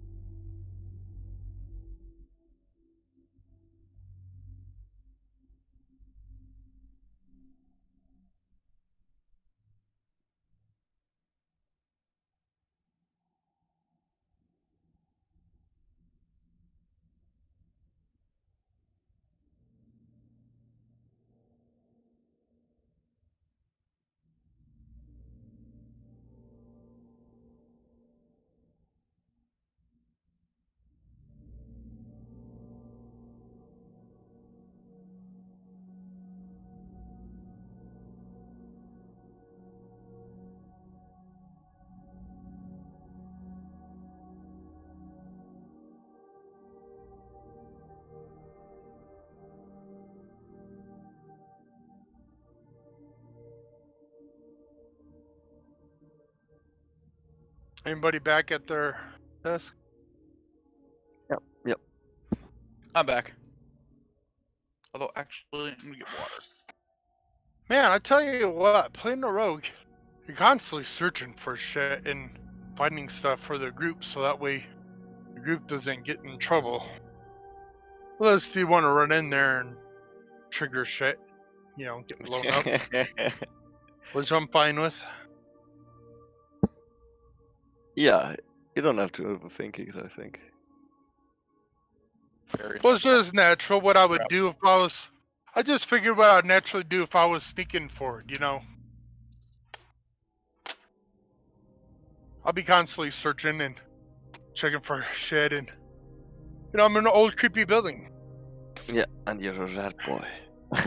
There could be some booby traps in there. I don't know. Yeah, better safe than sorry. Fuck yeah. And it's a fun picture to see, like, the rat man scuttling about. Yeah. He's actually not a rat boy. He's definitely a rat man, because 4 years old is a pretty middle-aged to old getting on old rat. Rat boy sounds fucking cool, though. No.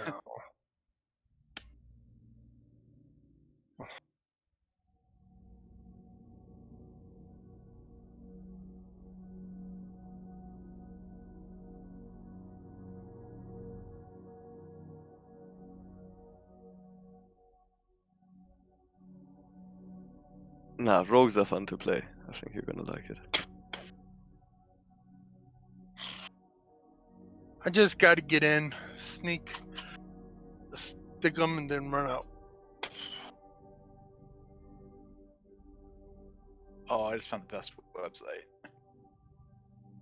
for vicious mockery generation. I had a list of stuff, and I'm like, shit, none of this applied to spiders. I'm back. Hey.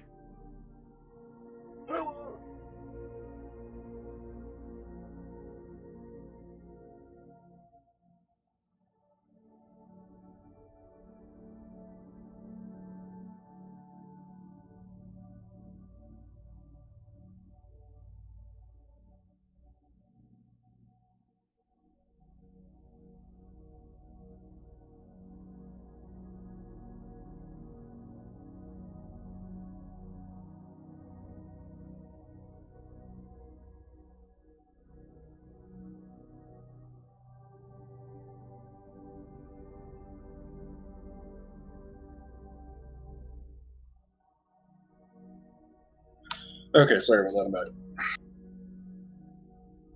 No worries. So those spiders are deadly. We've established that. Yeah, a lot more deadly than I thought they were. Holy shit. They truly did roll the 5 as a whisper. I was just rolling again to see, to make sure that I changed it back right. But holy shit, that crit, dude.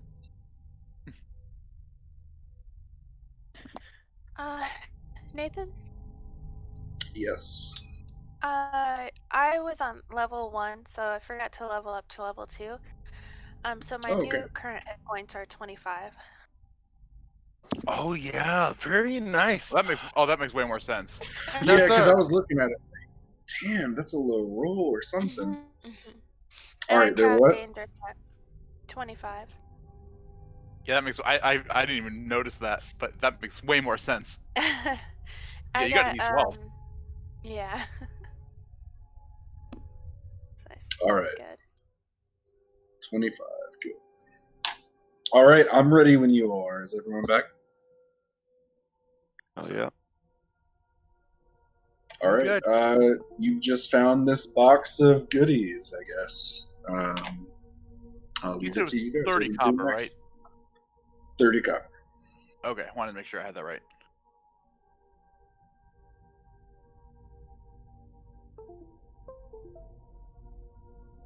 All right, so where do we go from here? What are you guys doing? Well, I think we should try to keep warm and wait out the storm in this room. Let's get the door shut. I'm sure everybody's getting a little fatigued from our adventure so far. Probably wouldn't be a bad idea. I can at least All tidy right. the place up a bit, and I'll start doing prestidigitation to clean the place up. While we're resting, he says, then we can decide where we go from here. I have no idea where we're at. That is a Pick good some- question. Just where are we heading? Well, as soon as that storm eases up, we could take a look at the stars later on.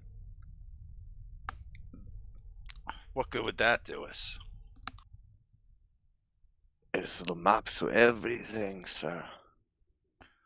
Don't Ah. tell me you're Know one of what's those what. star-gazing gnomes that look for answers, looking up into the skies all night. Not for answers, just directions. That is the old sailor's trick on how to find your way about in the sea. I know how to navigate by the stars as well, but it won't do us any good here on land. Not really, anyway.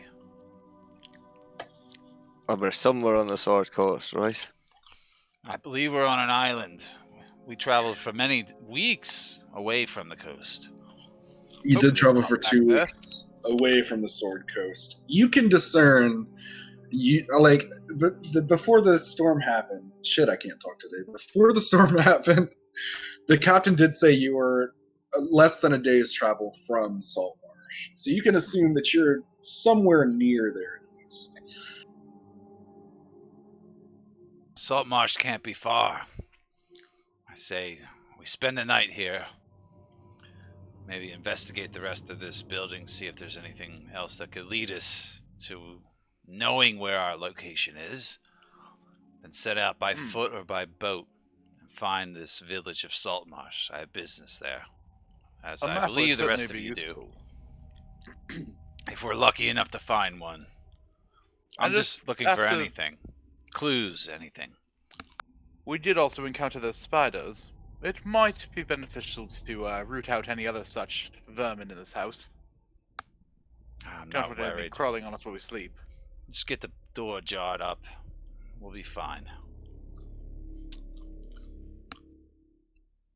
All right, and with that, I'm assuming a long rest to stave off exhaustion. Yeah, I think in general we just my character wants the rest because he's. Yeah. I think, narratively we need the rest too. For sure. So yeah, you guys block up the door and take turns on watch. I'm not going to make you do a watch on this one, just to speed it along a little bit. And you all get enough rest to feel reinvigorated. I would say it was like early morning when you were starting to make your way here. It's probably like afternoon by now with the exploration of what you've done to the house, the walk up there, and the rest. It's probably afternoon. The storm has passed. So it's was still it like night? foggy and Was it night when the storm hit us? Was it dark all night? yeah, it was night when the storm hit.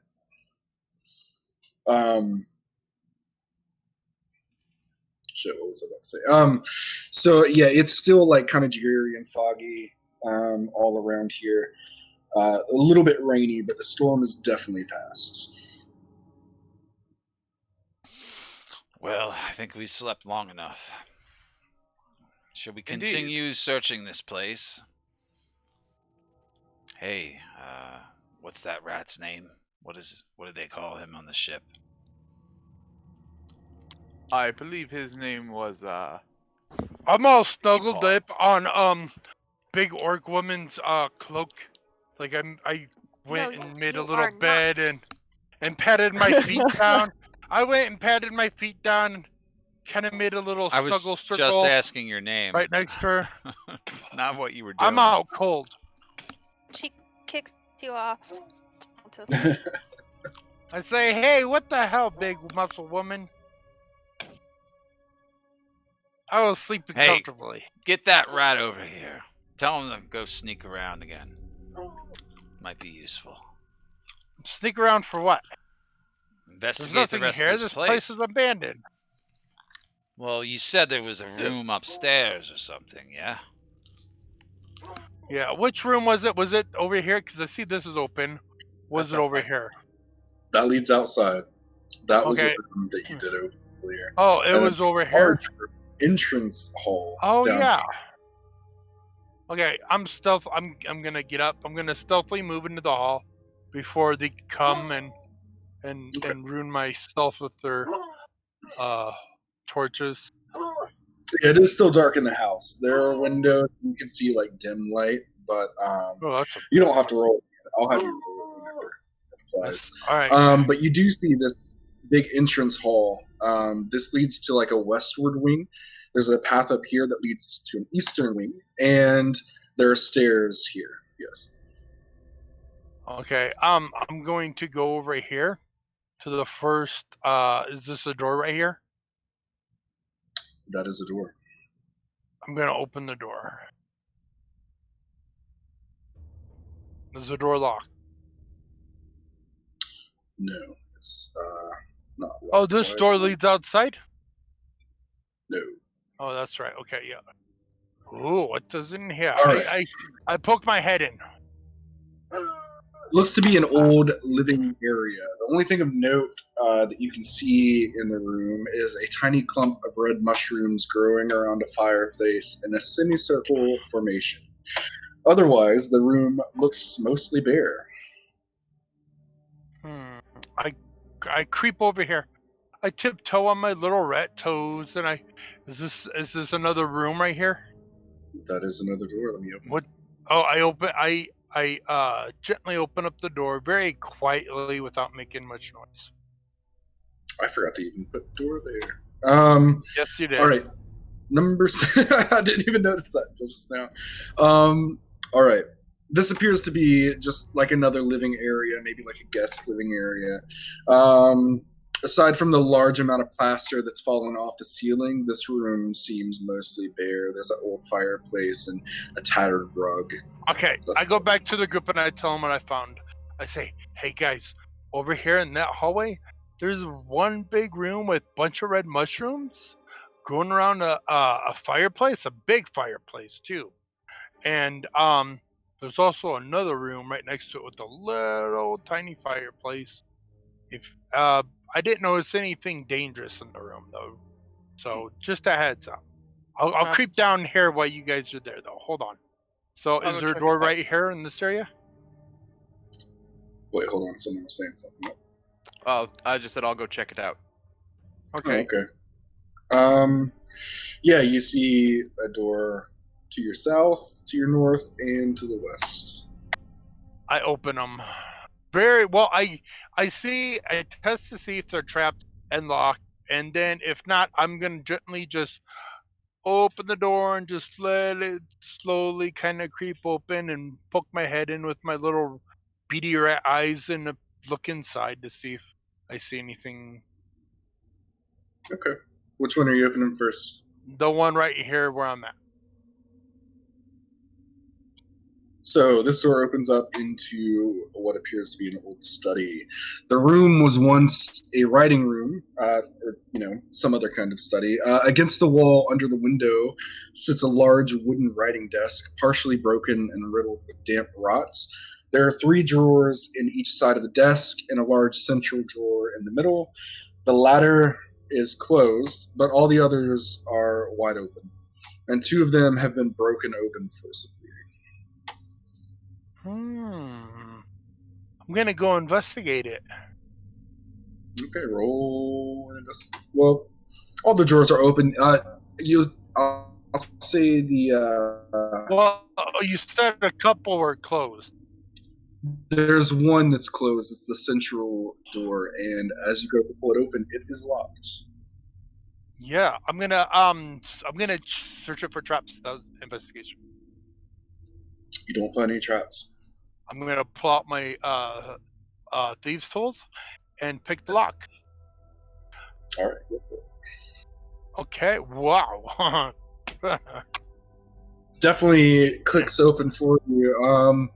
You open it up, and it doesn't really contain anything but old, valueless documents.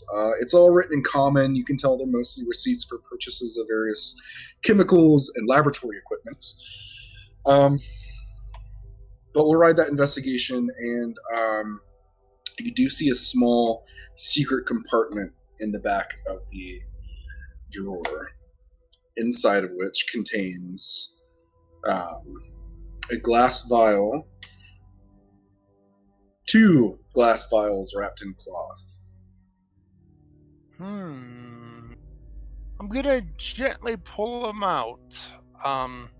Handle them with care, because they're wrapped in cloth in the glass vials. They're not. They might be flammable. And I'm gonna grab the documents just to show everybody. And then I'm gonna slip it in my little knapsack and creep my little creepy silent tiptoed ass over here to the other door. Is it right here?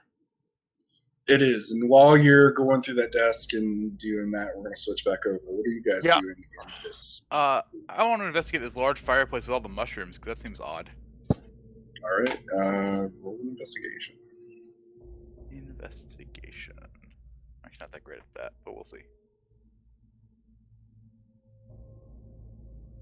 Yeah, so you find, let's say there's like 15 mushrooms in all. And as you're kind of looking around the chimney and the fireplace, you discover another loose stone, much like the other room, about 3 feet above the fireplace opening. It looks like the stone can be removed. Interesting. I will remove it. You do that, and inside there's a small leather pouch. I will open it up carefully. All right. Nothing attacks you this time, but inside the pouch, you find 2 cut pieces of blue quartz. You can do a nature check if you want to try to discern the value. Sure. You can't quite tell their value. Just looking at it. I go looking for our gnome. Hey. Oh yeah, where's he at? Hey. Come with us. We found He's sitting something back in there here. smoking his pipe weed. What? Come follow Yeah. us. And where'd that rat go? Raccoon? What? Yeah, he mumbled something and walks past you. We found another secret compartment in here. Follow me. Seems that someone else has been hiding things in this place. I found these 2 cut blue quartz pieces. I wonder what this building was used for. Was it someone's home? Pretty. Would we be able to discern naturally? Was this a home, like a residence, a mansion, perhaps? It was definitely a home. The purposes of which or who might have owned it, I don't think you'd know because you're not actually from the area. Yeah, I wasn't asking that per se. I was just kind of trying to make sure, like, this is It definitely seems like a mansion someone lived in. All right. So I was leaning into something. I just want to make sure. I say to all those gathered here, I say, someone lived here a long time ago, I believe, and what kind of people would stow things in their home like this, I wonder? Oh, this looks like tall folk. Humans? I think so too, but In my experience, thieves or those who, tend to take things from others are generally good at hiding them in places like this. I don't think that's the case here. I think this was once a noble's home. Or someone wealthy. Way out here in the middle of nowhere, nobles tend to Sure. be around others, and It's been my experience that there's a lot of rich island nobles that build summer homes on coastlines such as this. You might be right.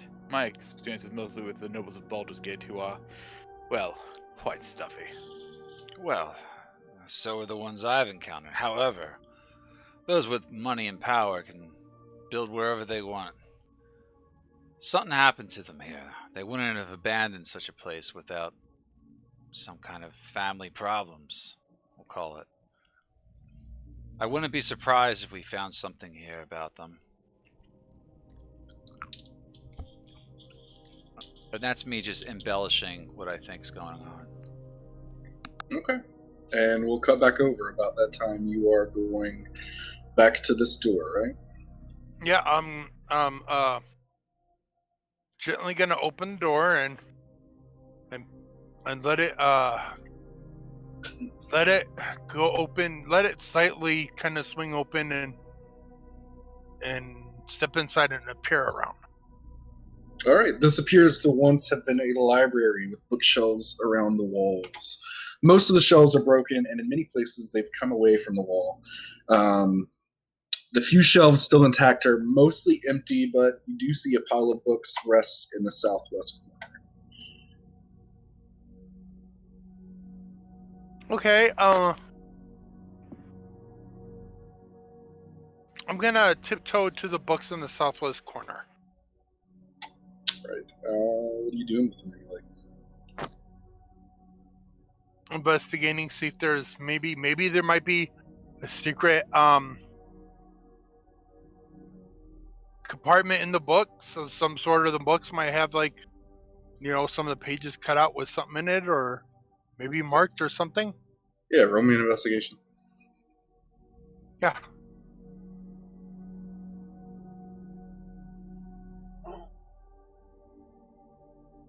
Hey, everybody follow me. I went back to the room before. We're looking for the rat. There was another room in the kitchen that we never went through also, right? There was.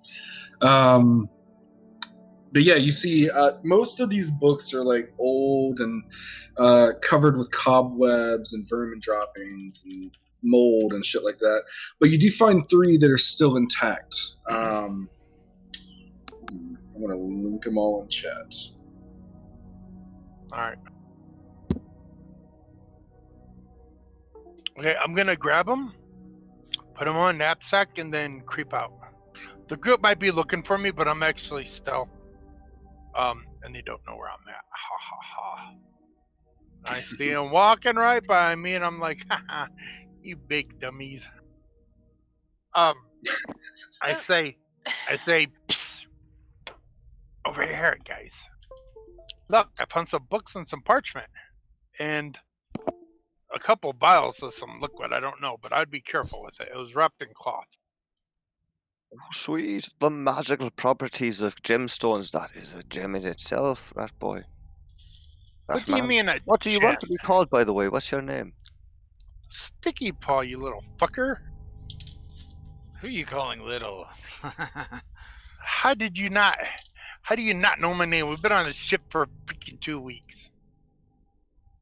Most of the Sometimes crew I just forget referred things. you as rat That thief. is quite the find, though. I Well think done. Nice. This is sweet. And the All right. gnome starts like pawing at the books. Yeah, I Ooh. give you the books, and I guess if no one wants the vials, I tuck them, and I sneak over here and go check this last room right here while you guys are in there, and I say, stay out of my way. Your light will give me away. Master Gnome, what do you make of these books? Are they arcane in nature? Well, I'm just a regular gnome, but let's see. Yeah, roll an investigation. You flip through the books. They seem really. They seem like they'd be, good books for a mage or an alchemist or something like that. You can discern. You could probably sell them for a good amount, as opposed to in books. Like it's probably not 100 gold or something like that, but they're pretty expensive, fairly rare books. That investigation. You do find in the pages, as you're flipping through the metaphysics of mathematics, you find a small note, and it's written in common. The paper's damp, and it spoiled it so that you can only make out 2 words, but about the middle of the page, you see the words "Beyond Skeletons," but then everything else is too blurry for you to really make out. Oh, FYI, I did give him those notes that I found in the desk. Okay, yeah. So you guys have notes that are basically receipts of purchase for various chemicals and laboratory equipment and stuff pertaining to that. These will be worth quite a bit, I would say. Also, there's a note here, beyond skeletons. What that is supposed to mean. Strange. It's quite odd. Password Why of would some it be sort? in there? Oh, you know they are. I don't know. Maybe it's kind of like there's skeletons somewhere, and there's something beyond them. Skeletons in the closet, perhaps. Nobles have a lot of skeletons in their families, from my experience.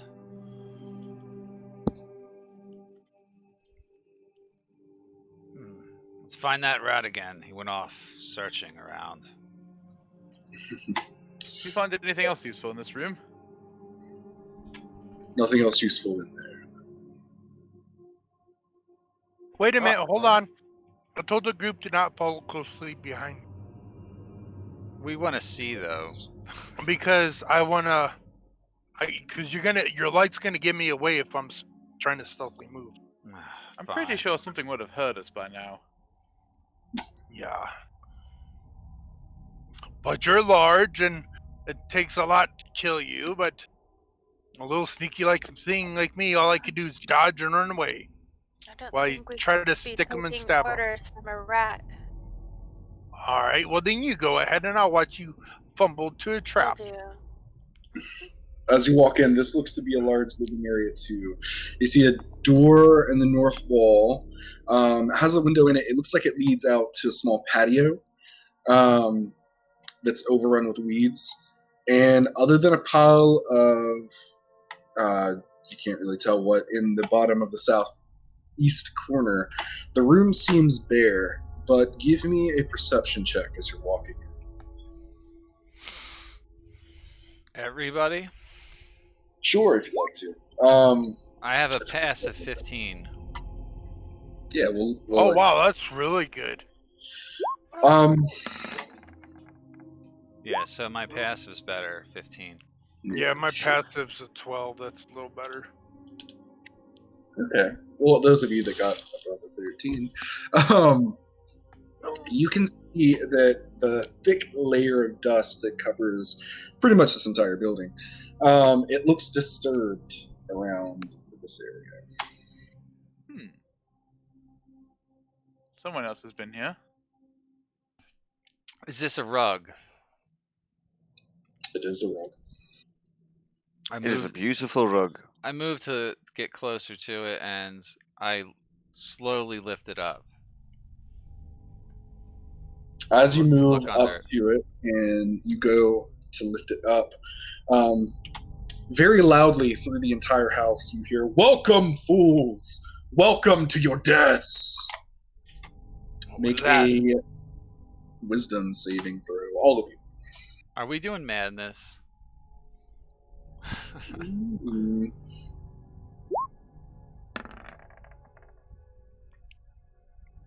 I'm not that wise.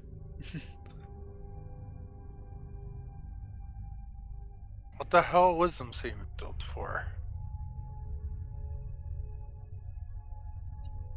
all right.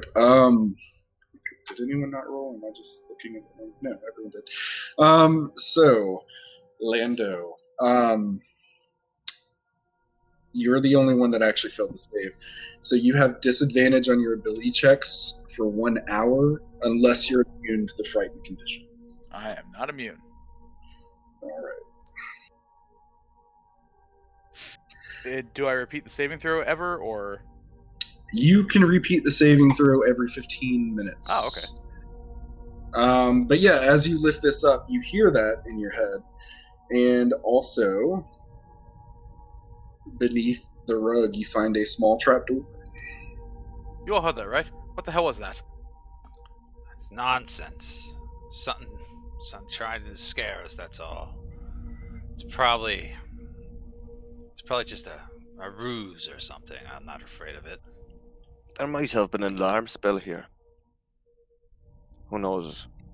You think Or it's there's magic? something sinister at work. Well, it sounds like magic to me. So what's the alarm spell do? Would it alarm everything that were in the area? It will make a loud sound in most cases.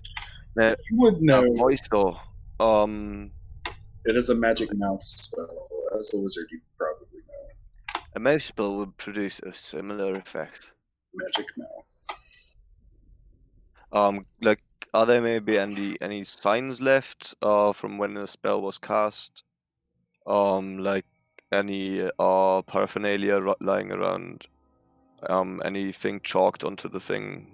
Like, I could give it an Arcana check if that would let us find out more. Yeah, give me an Arcana check.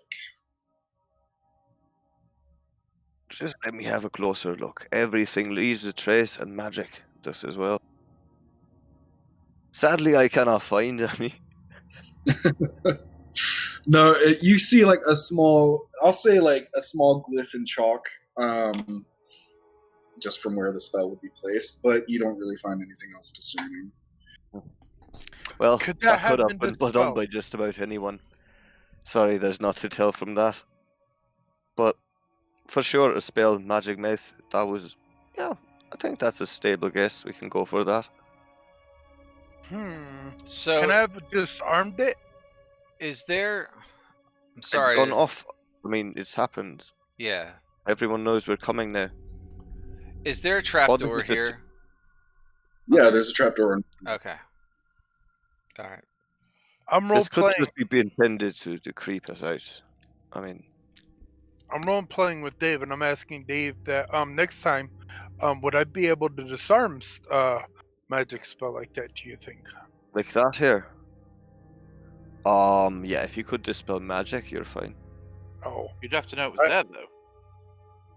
well, yeah. I mean, I make search for traps, but just ask for future reference. Well, if you find something like that, like my own grasp of the art is not that far by any means, really. I'm just But used to just tell padlocks and me. bolts. Weird things in chalk, candles. Now that sounds a bit romantic, doesn't it?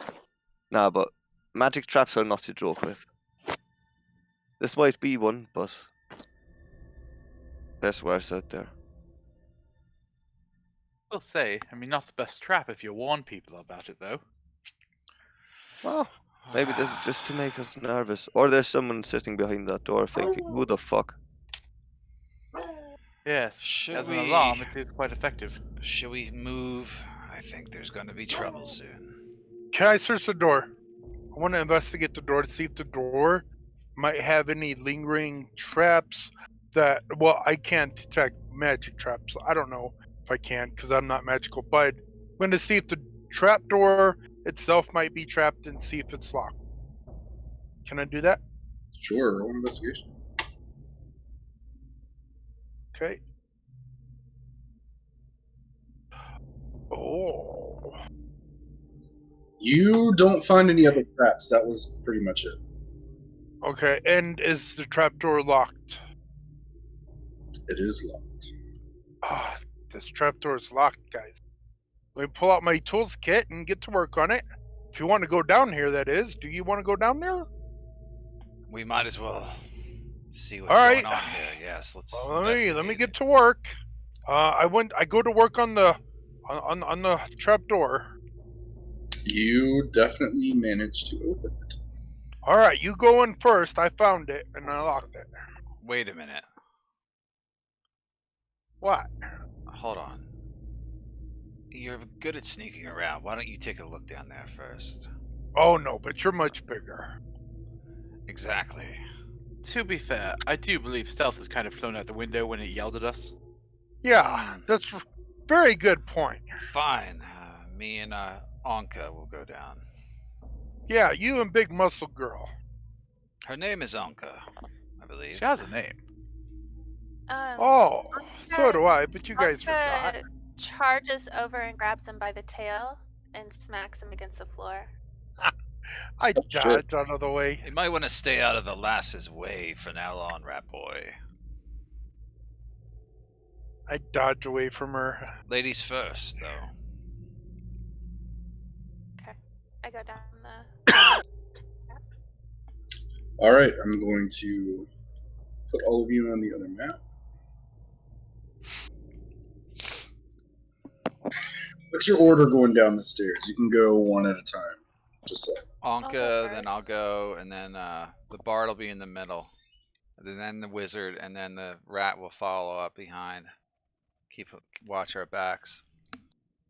Just checking on the way down. Can we open the trapdoor from inside again?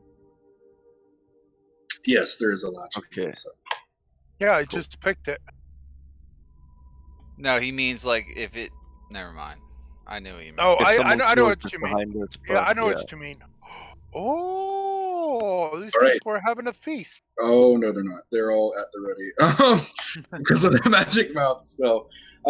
So yeah, you go down here, and this guy at the front here is like, "And who the fuck do you think you are?" We're pirates of the Uh, dirty thieves. Yes, I will say your security here is rather lacking, good sir. We've been here for well over 8 hours. Well, you haven't tried to come down here, have you, you bastard? nice Well, of spell course though. not. Whose work was You're that? investigating. Well, not anymore. I'll give you a chance to leave. Would be a Or shame. We are here to investigate how to beef up your security.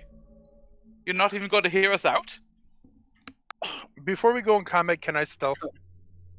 We're not in Um, combat. He's talking. I know. Yeah, we're not in combat yet. Roll me a persuasion, but I'm going to give you disadvantage because they're. Oh, I already on have edge. disadvantage. All right then. Bards are fun. Persuasion.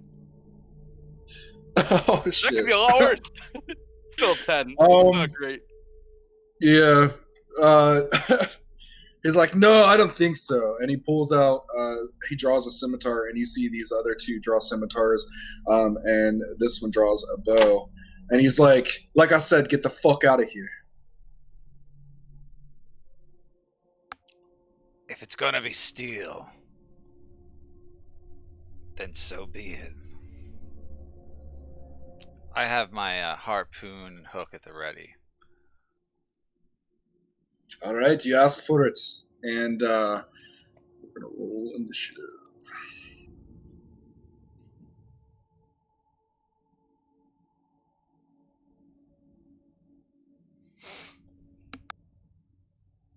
Oh Did shit, we you need put to the change initiative our. link in here? Yeah, but I can relink it. Alright. We need to change our names on our portrait so we know our names. Yeah, that's why I keep us forgetting. Hmm. Mike still has a picture of him DMing. Yeah, you got to change that outside of the game, though, right? No, Yeah. you can Yeah, change on your main page. Well, on the bottom, you can change who you're speaking as, and that'll change your picture to your character. Oh. Ooh, I didn't know that. Yeah. Yeah, I forgot Oh, that. that's cool. How do I do that? Is it on the? So right next to where you type in chat, basically, or right underneath it, Aha. you can select that. Ah. it'll change it. How do we change our names? That that you have to out? do in your Roll20 account. Okay, cool. No, you can do it on here No, too. Yeah, you can go to Display name. my settings, and then you say display name. So like here, I just changed mine to Lando. Okay. I see reset all, reset player, reconnect all. No, scroll all the way to the top. Yeah. All the way to the top. Yeah. Oh yeah. Directly yeah. underneath my settings, it says display name, and it's whatever you want your name to be. My settings. Okay. It's right. It's just the field you type in, and then save name. Mm-hmm. I'm looking for where to type the name in. Sorry. It's at the very top on the. Oh, I see it. I was always scrolled down the bottom. My bad. Okay. So let's see. Name is Sticky. Please use a capital S. I just did, motherfucker. Okay. Are both capitalized? Or is sticky paws one word? I think it's two words. Is it one word or two words? I mean, It's it should be however 2 you words. want it. It's however. It should be 2 words, but I'm wondering if your name is 1 word or 2 words. Well, I'm a really intelligent rat, but you know, us rats don't have intelligent common folk names. Nathan, so. why does your why does everything you have say Nathan probably? I have no idea. I just did it It one says day. it on Discord. You do that on purpose though, right? Like you put that there? Yeah, yeah. Usually I it's either from when I was an edgy teen, Nathan Narcotic. And then most of my gaming stuff is either Nathan Narcotic or Nathan Necrotic. I don't know why. I always feel like whenever I read Nathan probably, it should be Wow. like Nathan ... probably. Yeah. I almost did that, but I was like, yeah. When you were texting like through Discord, I thought maybe it was trying to figure out who you were. Like the AIs, like you know how like it sometimes does that on phone text, like it's trying to identify who that Yeah, is. that's actually kind of why I did it to begin with. But then I was like, no one's gonna think that, so thank you for thinking that. Because on my phone, when people text me, it'll say maybe whoever. So I was like, well, it's Nathan probably. Anyway, so Yeah, combat has started. Anka, you are first. You're very obviously hostile. Alright, I'm gonna rage. That's my bonus action. And then I will come towards number 1 and use my mace. Oh, Jesus Christ. And whip. Yes, you run up to him, go to Alright, swing Ray. your mace. What is it? No, I don't know why it has you guys not auto rolling damage. Oh, you got to click on mace right there. you Anka. you have to do that on your sheet. Yeah. Yeah. okay. Yeah, I went ahead and Yeah. Fixed it for you. I don't Oh, remember okay, who thanks. else Yeah. actually did it. But anyway, yes, the one does not hit.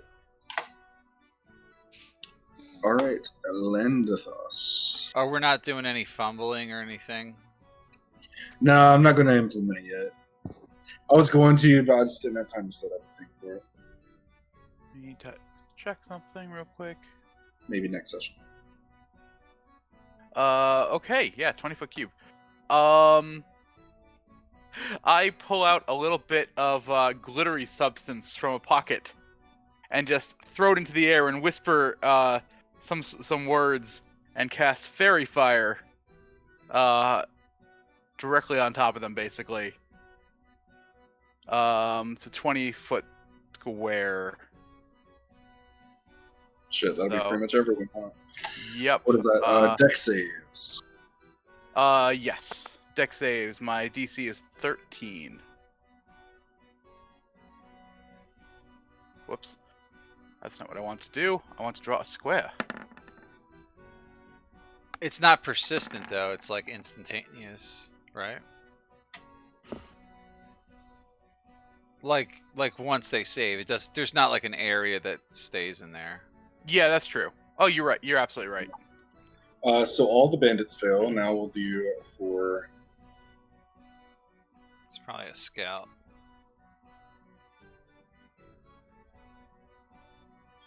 And the scout, the female sitting here, does save with an 18. Okay. Cool. Well, So For- all of them shed 10 light, right? they shed a tiny. Well, actually, I'm not sure they actually shed. They're glowing. I'm not sure they actually shed light though. They don't They have shed like a light. glowing outline. They're just outlined. Um, Yeah.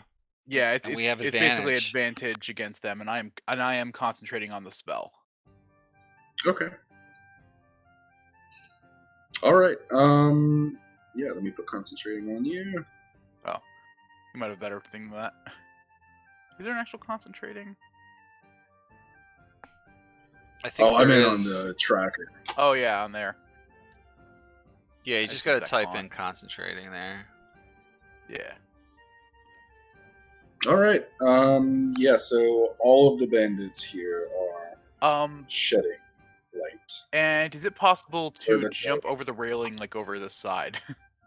Yeah, sure. You're low enough down on the stairs. It's not going to make a check. Cool. I'm going to jump over here and take a couple steps this direction.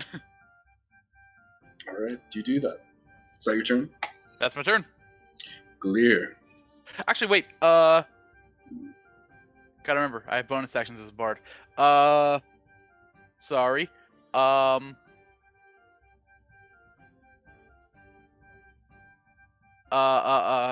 Sorry. Hang on.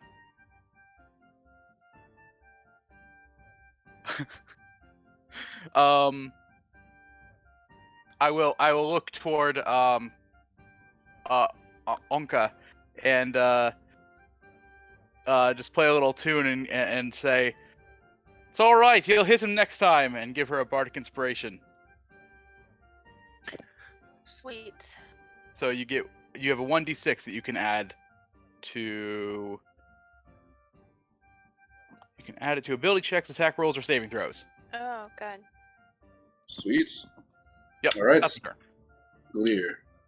Don't forget, we still got inspiration too. Alright. You do. So I'm rummaging through my component pouch.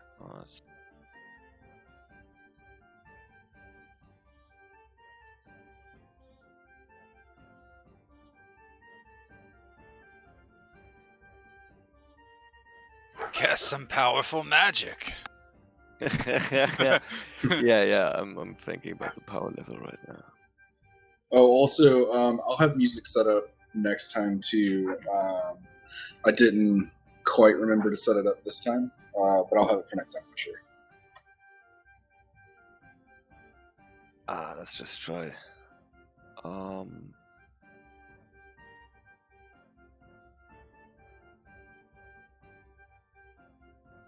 So let's see if this spell is worth anything. I'm trying to cast sleep in such a way that the group will be inside, Onka outside of the spell effect area. What's the radius? It's 20 feet. You could do that. Easy I enough. think that should be possible. Yeah, there we go. And then let's see if I roll shit. Yeah, sleep spells kind of sucks in 5th edition. Yeah, Good low I will. level. Well, it could be one. That All low right. level might be good, yeah. Assuming it, who are you casting it at to kind of be the main area, or like the closest to it? Where are you casting it at? Probably somewhere to the back, like where number 3 is, because I don't want Onka in the radius.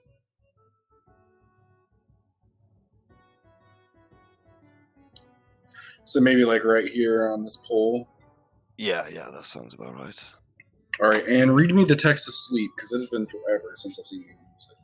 A second. Here we go. It's like a total hit points thing. The spell, yeah, yeah. exactly. Sends creatures into a magical slumber. So that's 5d8 rolled. And you like make a list of the creatures, and you start with the lowest hit points and then go up. And each time you can fill up these hit points. So let's say each of them at 10, then 2 of them would fall asleep. If they have 20, 1 of them. If they have 25, none of them. Yeah. Okay. So, number 3 definitely falls asleep. Surprised Sweet. I didn't link the spell description when you cast the spell. Yeah, I'll choose have to do to that, set that. I will. If you're take, casting it from your sheet, you can change that. Yeah. Yeah. If you're well, so it there's a depends. pinch of fine sand, some rose petals. Where's my cricket? Where the heck did I put my cricket? But yeah, Okay, clear as cat. so 2 and 3 definitely fall asleep. Oh, both of them. Cool. The others are, they yawn it off. You can see they feel a sudden tired, but they don't quite fall asleep. Nice. That's my turn, I think. Like, we're up on the staircase still, right? You are, yes. Yeah, I'll stay right there. All right. Next, you see this one back here. She draws a longbow, and she's going to let loose one at Quint.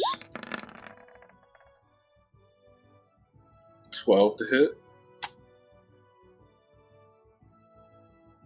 Does not hit. Doesn't hit. And then she'll loose another one at Veer. 14 to hit. I think that hits. Well, she's firing through cover, so he's got at least a +2 to his AC. He is up on the stairs also, though. Yeah, he's standing a little elevated. Yeah, also, we're gonna rest anyway, right? So, fuck this.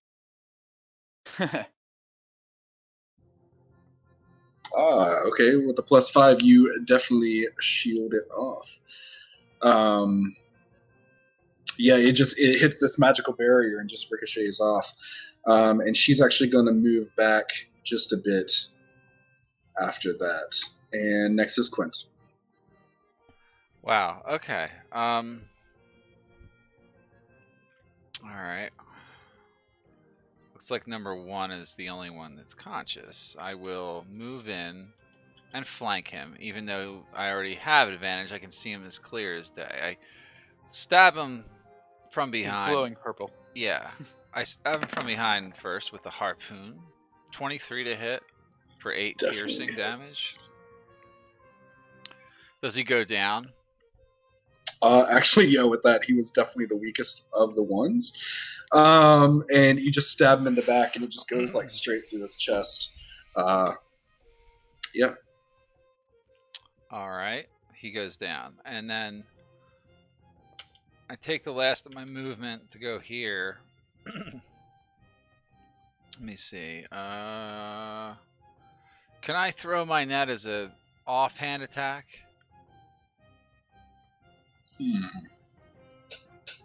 Well, hold on. I think It actually is in the weapons category. I'm not quite sure. well, I can throw it 15 feet, but I don't know if I'm holding it in my offhand, or do I need to do it as one large, smaller creature? I remember someone telling me that in an earlier thing that it qualifies as two-handed weapon, but I don't remember for sure. No, I think net. When you use an action, bonus action, or reaction to attack with a net, you can make only one attack. Oh, I can't do it because I already attacked once. It takes it's like a full round action. That's what it is. Yeah. Yeah. All right, so I don't do that. I just I interact with object to ready that as my next weapon. I want to try and snare this fleeing scout on my next turn if it goes that long. That's my turn. Okay. All right, Sticky Paw. Okay, Sticky Paw. We'll move. Okay, Sticky Paw is gonna jump down here on the barrel. Right? Move 5, 10, 15, 20, 25 right here. And he's gonna stick number 2 in the neck with his rapier. You do have an advantage because he is asleep. So. Okay. Ooh, he's prone and unconscious too. Shit. Yep. Pretty sure it's an auto crit then, right? Yes. Oh. Yeah. Shit. As long as you hit, Okay. Yeah. which you have advantage on. Definitely hits. You double all your dice, so it's an extra 1d8 and an extra 1d6. Extra 1d8 and 1d6. Yeah. No modifiers. 1d8, 1d6. Right. No No modifiers. modifiers. Okay, 1d8. Here we go. 1d8. 1d8 and 1d6. No modifiers. That's Okay. 5 total. 15 total, right? Yep. And he wakes up. Yep. No, he doesn't. That was enough to kill him. Yeah. Right. But So he's he sleeps yeah, forever then, I guess. Yes. Yeah, he's sleeping peacefully on the ground, and you just come up and stab this man ruthlessly and kill him. Yeah. As my bonus action, I'm going to I'm going to stealth as my bonus action. You have to get the cover though. You got to be behind total cover. Well, I'm kind of I could creep down right here behind underneath the table. I'm only 2 feet tall, guys. True. DM's discretion. If you have a movement left to get under the table, I'll let you do it. No, that was all my movement to get there, but I was going to use my bonus action for stealth. Yeah, you can't now. Go ahead. I'll let you like flip the table. I mean, or not the table. Jesus Christ. Or hide can I hide behind like, the under his chair. corpse? Hide it under his corpse, maybe. Like not under it, but like duck down. Hide behind him. No. Yeah, I'm gonna roll it. You can't. I don't want to, but I think they'd notice like something under his corpse. Well, I just Like you snuck crawl up like under there, his corpse. stabbed him, and okay. All right, so I can't stealth right there then. Okay, well, I'm going to use my bonus action You can dash. to You can still, you get bonus action dash. I'm going to use my bonus action to climb on top of his corpse and hide behind this pole out of the range of that shooting girl, which that was the movement. So that was my All right, action. roll a stealth check. You're Oh no! I'm not stealthing. He's using his bonus to dash up a little further. Oh, okay, yeah. Yeah, that's what I did. I use my bonus to dash up a little extra speed to hide behind the pillar. That's what I'm doing. He's taking okay, cover. okay, He's taking cover. Or wait a minute. Okay, that was 5, right? So that'd be 10, 15, 20, 25. 25 feet right here. Or right here behind the pillar. Then I'm gonna that was my dash action in the turn. Okay. Next would be the bandit. Does he get a saving throw on sleep, or is it just a set amount of time? I don't think so. There's no Unless saves. something wakes him up. Yeah, someone has to either Yeah. wake him up or he takes damage and wakes up. Basically. All right. Well, back up to Onka. All right.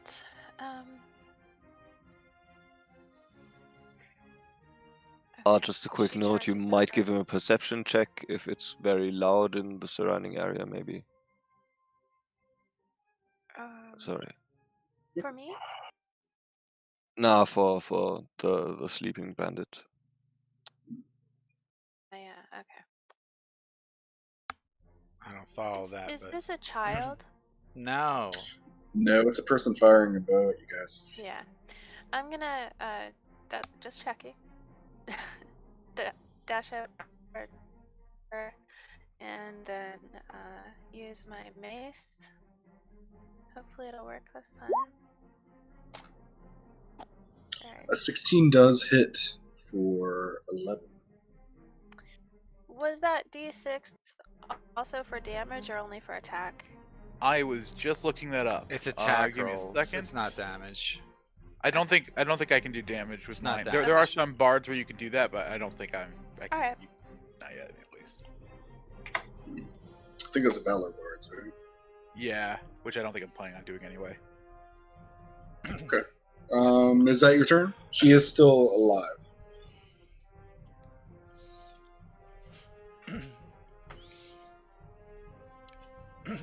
Are you dual wielding? By any chance?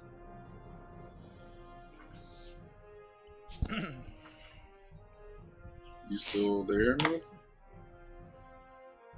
She crashed. Uh-oh. Oh, shit. Is she using a regular mace or like a great mace? I think it's a one-handed mace, and she might be wearing a shield. On a barbarian? Oh, okay. Some barbarians use barbarian- shields. They can use That's shields. right. I know. Yeah, that's right. They could use shields. They can use shields, yeah. They get. It's worse for them if they wear armor generally. Yeah. I don't actually see a shield on her character, though. Yeah, she didn't think about that. Well, we could always find new weapons. All right, Alright, so let's go to the next turn. Yep, Landithos. Right. I see her running away. I don't want to blow my spell slots. Yeah, it's 60 feet. We didn't even need any spells to beat these assholes, probably. No, probably not. I will run up to here and yell. I'll bet you could defeat a mind flayer just by starving it to death, and cast vicious mockery. On which one? Her? On her. This guy is sleeping, so he can't hear me. She did not pass, so 2 damage to her. 2 psychic damage to her, and disadvantage on attacks. Alright. Or Now one that she, helps. How long? Yeah. she grabbed her head as you give her a headache, and she's like, ugh. Next That's her turn, next attack roll. How long's that disadvantage last? It's whatever her next attack is, I believe. It's for the next. Hang on. Next round, ain't Because if she has multi-attack, it might only disadvantage one attack. Yeah, it only happens once. I know that. Disadvantage on next attack roll it makes before the end of its next turn. Alright. Uh-huh. So it's only one Okay. attack, but still. Super useful. Alright, and that's your turn? Yep, that's my turn. Love vicious mockery. Lear.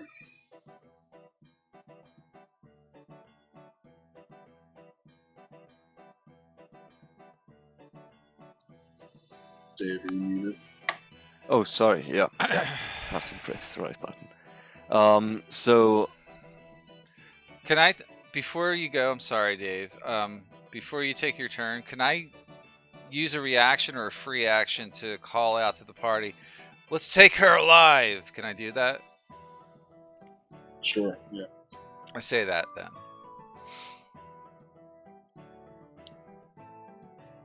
in that case, like I'll be holding my finger up.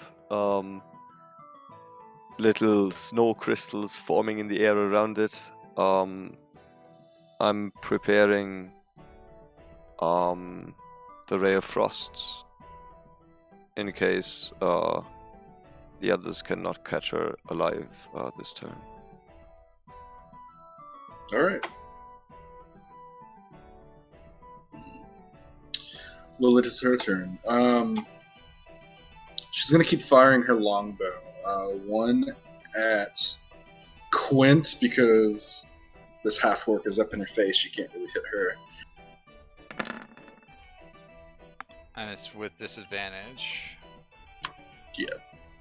So that definitely doesn't hit. And that's the only one that she has disadvantage on, right? Yeah. Yeah. Okay. And then she'll fire again at I suppose at Lando. Just kind of madly just firing things. I did insult her. A 14 to hit doesn't hit, right? Definitely dodge out of the way. Alright. She can't quite do anything else. Quint. Yeah, so I move over, I flank her, basically, with my movement. Okay. And I will use my net to restrain her. Yeah, she is definitely panicking and everything. I have a You 21 damage with to advantage, it. so... Definitely is. She's restrained. So she is... Sorry, that's all I was going to say is, yeah, she's restrained. Yep, she can't move. And that's my action and my turn. Alright. I guess we're out of combat, technically. No, because we're the not. other guy's This asleep? guy is asleep. That guy's asleep. And also fairy fired. Yeah, and he's going to be dead in a second. Like, We'll continue it on and until, just he because dies. she's restrained doesn't necessarily mean she surrendered or anything. She can try to break out of it. True. Yeah. Good point. That's yeah, Sticky- for one intimidation check, and we probably have this.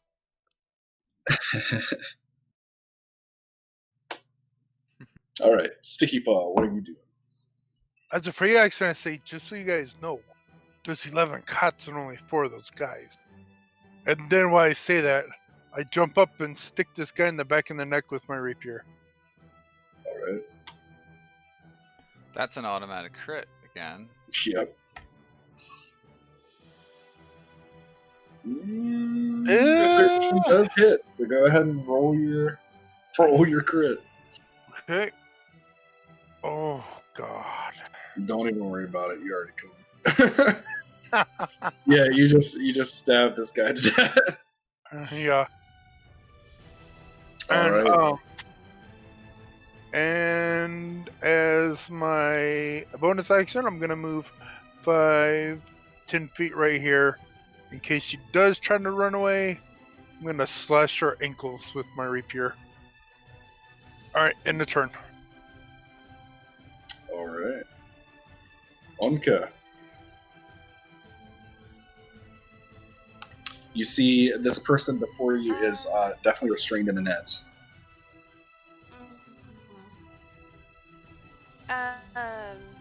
I am going to grab her around the neck and pull her face close to mine and tell her to surrender now. Roll an intimidation. Yep. Shouldn't she get advantage? I was just thinking about that. Yeah, go ahead. Yeah, because she just watched you all murder her. You also still have a D6. Oh, you don't need it with a Okay. 19. Probably don't need it. Yeah, she kind of like looks around. You can definitely tell she's panicking a little bit, and she just lets go of her bow. And she's like, all right, yeah, I surrender. And we're gonna end the initiative.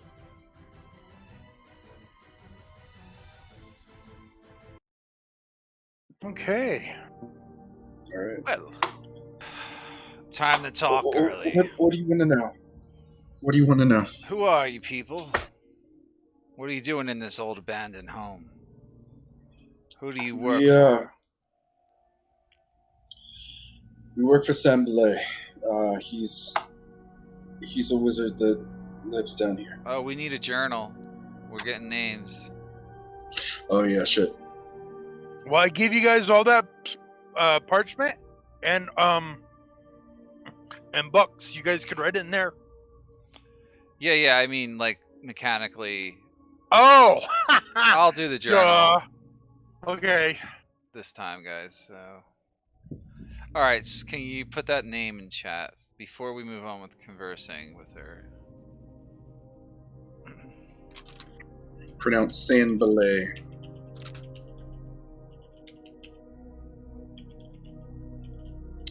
We work for him. He pays us to guard this place, and sometimes we signal the ships if they're coming in. We smuggle things. Signal. Oh, you smuggle things? What type of things do you smuggle? Just anything that anyone needs, really. Mostly illicit drugs and the sort of that. Sometimes we'll smuggle some weapons. We haven't had many of those in a while. How much does he pay for a job? It depends on the job, really. Yeah. Are there more of you here? So wait, where do you smuggle them out of? Do you have a... She nods her head, yes. When you ask her where she smuggles out of, there's...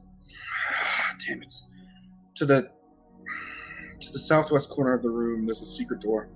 It leads to some caverns that leads out to the sea. Oh, a sea cave. Is there a ship down there? The ship hasn't been in a while, but yeah, there's a signaling method. I don't know how to do it, and the boss meets them down there. They usually send a small boat. How many more of you are there down there?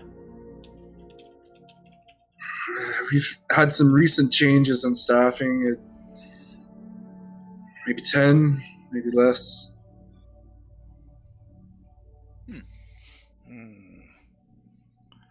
We can handle the rest. Perhaps When we heard you coming, San Belay retreated back. He's back there. What is this Sam? Who is he? Why do you work for him? Is he powerful? She nods her head, yeah. In what way? Does he know magic? She nods her head, yes. I had a feeling. Hmm. And He's really tell us this. smart. Tell us something Yeah. else. Which way to the village of Saltmarsh from here? If you follow the road back down What and road? take it west, well, you probably didn't see the road with as overgrown as it is. It's west on the shore. You can't miss it. A few All right. miles. And it leads west? Doesn't west Maybe an lead hour's to walk. the cliff and out to sea though? No, technically south leads to the sea. The map that you were on when you went to the ocean is flipped sideways for some Oh reason. god. It's actually north. Yeah, I know. Oh, it's That's one stupid. of those. Yeah. It is. You went north to get to land from the shipwreck.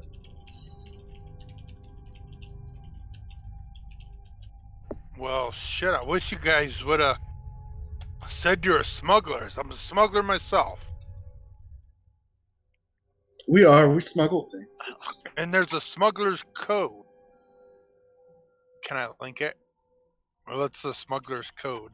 Well, there's also a thieves' code too, but that's a smuggler's code.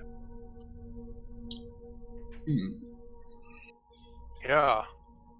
you wouldn't have been in employ with these smugglers per se, because they're mainly just around Saltmarsh. Okay.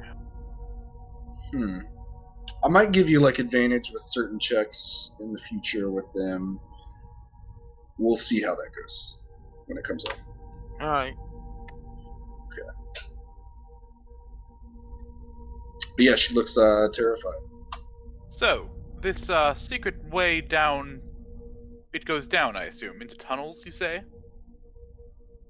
Aye. Is there any particular way of opening it, or do we just pull on the bookshelf that's over there? Third book on the second shelf. Pull it and it should unlock for you. Excellent. Now then, what should we do with you? I'd prefer if you let me go. She laughs nervously. Well, I laugh maniacally. I'm like, ha ha ha ha. maniacally. Yeah, maniacally. Okay. Then I stab her in the throat. No. Oh. If that's what you're doing, roll. I guess with advantage because she didn't see it coming. Well, if everybody's done talking to her. I was gonna suggest something else, but there Oh, you go well, then I again, stab her hogging in up the all the throat. game time, hogging the spotlight as usual. Mm-mm. Yeah, you gotta always kill everybody. Mm-hmm. We could have just tied her up here and gagged her. Sure you're not chaotic evil? No Yeah, way. you're chaotic advantage, evil. that doesn't You hit. are. Pretty Hey, sure I it's chaotic grabbed evil. I grabbed the rat's tail. Sticky fall. Wait a minute. This isn't honorable at all. Come on now. There's no reason we can't be civil here. Yeah, let's be we can let her civil live. here a little bit. Yeah, she tries to Anka. fall backwards away at that. Do you got any rope? I have some rope. Hey, let's tie her up.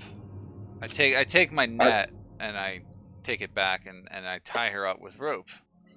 And I tie her off here to the stove, like whatever metal or sturdy like wrought iron thing I can find that's not going anywhere, and I tie her ass up there.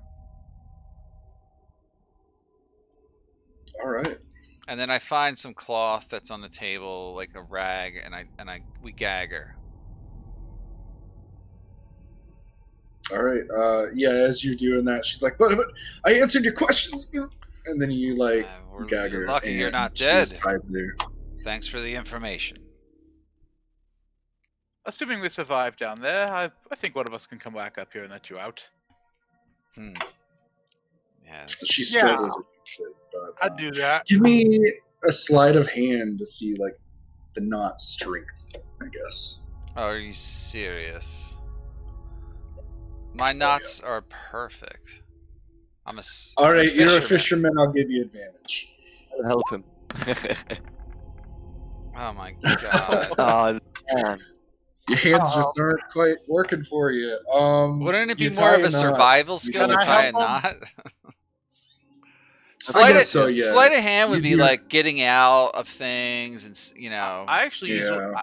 in my games I usually rule sleight of hand or for knots I rule it as an intelligence sleight of hand. So you use your intelligence modifier, but if you're proficient in sleight of hand, you apply that. It's not as good that way It's either. because knot tying is complicated. I'll let you do survival. I 'Cause, think mean, it's- that would be part of survival. It's like a survival training thing. Yeah. 20. All right. Yeah, you tie a pretty damn good knot. A fisherman's knot. Yeah. There you go. You won't get out of that one. Yeah, you see you're struggling, and to no avail. Be safe, and we nod away. All right. So Let's search this now that room. this fight, Let's search this room Yeah. first. I was gonna say, now that this fight is out or over with, I should say, you see this torchlit chamber. Looks like it once used to be a cellar, but it's since been converted into kind of a makeshift living quarters. You see 10 crude beds along the south wall, a locker at the foot of each. You see a long wooden table that has food. It looks like they were probably eating a meal before that alarm went off and disturbed everyone. And you see the sturdy set of stairs over here that you came down. And back in this corner, you see 2 doors. And then, of course, you know about the southwest corner that has the secret compartment. What's over here? Is there something over here? Yeah, you see 2 doors. There's a set of double doors here, and just a regular door. Hey, take a look here. Some more passages or rooms over this way. As he notices that, I'm gonna start just grabbing edible. Yeah, I'm gonna grab Edible food food and just and start stuffing stuff. it in my satchel. Yeah, I start stuffing it in my pockets. Well, I'm they're gonna not fix rations, the so body. they won't last. Maybe we should just eat them. Eat It's whatever. cooked food. Yeah, I'm eating it right now. Like I'm eating some, and the stuff I can store, like apple or bread, I stuff in my satchel. I take a hunk of meat or whatever, if there is any, or potato, and eat it. Also, I'm gonna search the bodies of everybody, even the girl that we're leaving alive. I'm gonna search her pockets, turn them out. Yeah, that's a good idea. All right, give me an investigation to search their bodies. I'll start Times searching. 4 or Okay.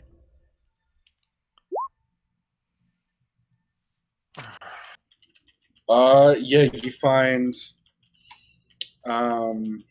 So you're searching the people. So you find collectively maybe like 7 gold between all of them. her 7. You don't really find anything else, just some personal effects, meaningless stuff to you. Here's her 7 gold coin. Toss it in our luggage, whatever. And yeah. And I'm eating food right off the table. I'm eating their supper. Okay. And while munching on some bread or something, Lendos will go over to these footlockers and just kick a few open. All right. Yeah. Most of them open fine. I'll say collectively through those you find, let's say 10 gold between all of them, and you do come across one that is locked. Without telling anyone, will just take out some thieves' tools and start picking at it. It swings open. You find 7 gold, 15 silver, and 2 more of those blue quartz. Sorry, so how much gold? 7 gold, 15 silver. I won't do that for me. Okay, I'll do it myself. That's fine. 15 silver, and how many more quartz? 2. 2 more quartz. So now we got 4 of those. All right. And Quint, as you were over here looking at these doors, you did see that one of them has scratched into it, maybe with like a dagger. The double doors has danger written on it. I forgot to tell you that. I'm going over here. I'm going to stealthily move towards the door to try to not make, hoof print or hoof print or boot print, boot noise marks, towards the door, and that way they don't know we're coming. Now, was this the door you said, or this the door?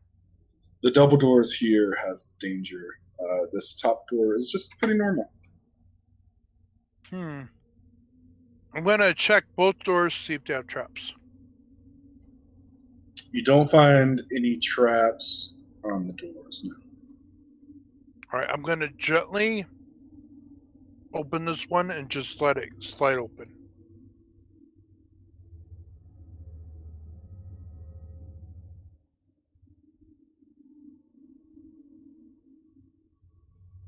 All right, what do I see? So it opens up into a private quarters. Unlike the barracks, this small room holds comfortable furnishings, and it appears to be very well cared for. A comfortable-looking bed in the northwest corner has a wooden locker at its foot. You see a small table that stands against the east wall with a padded leather chair beside it, and on the table you can see a brass 3-branch candlestick with 3 burning candles that provides the light in the room. They're very far from spent. It seems like this was lit fairly recently. Under the table is a small wooden box and an unlit bullseye lantern with a movable shutter over the lens. And on a shelf above the table sits 3 books, and in the northwest corner there is a closed wooden wardrobe. I'm going to search the box underneath the desk. Is it locked? No. You open it up and you see that it holds 12 candles, some flint and here, I'm just going to link it all to you. All right.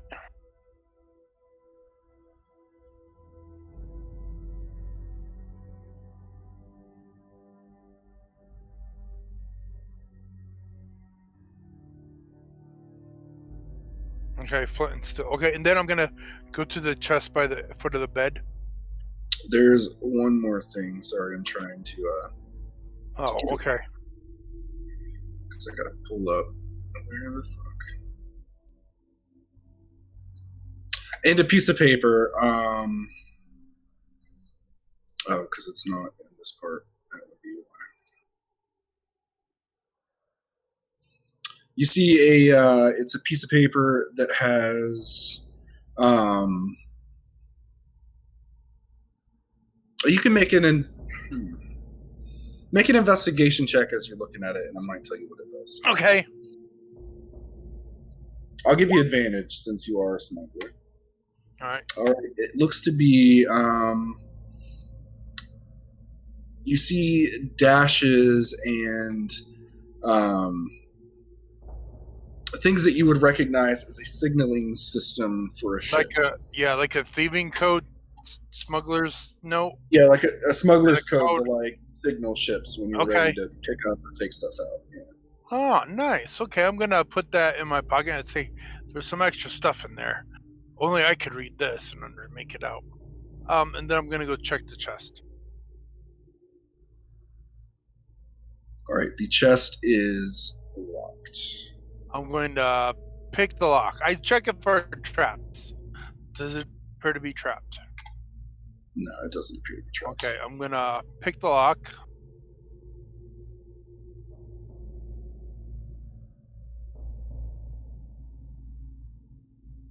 You definitely open the lock. Inside, you find.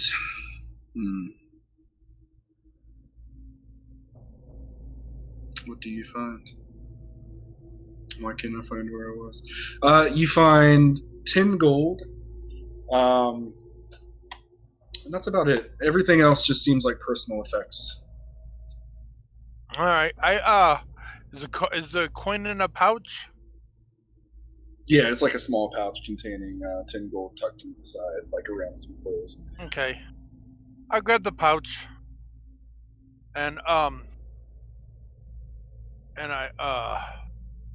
then I move over to the wardrobe I toss the pouch to Quint. I say, "Hey, put this in our coffers."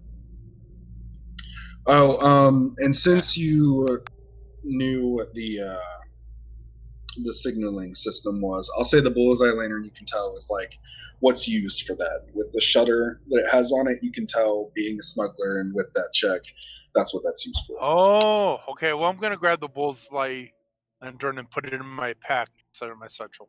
My pack. Yeah. Sorry, I forgot to. I'm sorry. Was there any like notes on the desk that were useful? Yeah, you can check the desk if you want. You really only looked under it. Yeah, I searched the desk for notes and information that would be useful to our investigation here. Sure. You do find a map on the desk, and with that, I'll fill in a little bit of some of the areas on the main map that you saw earlier. You see that there is. Let me switch over to it so I know. So you see closer, a little bit west, where the person told you that it might be, is a little place that says Saltmarsh. So you see that now. You see there's details about a tower a little bit more to the west of it. It shows you that there is a place called Seaton a little bit east. And then further inland to the north, there is a place labeled Peril. So Seaton or Seatown?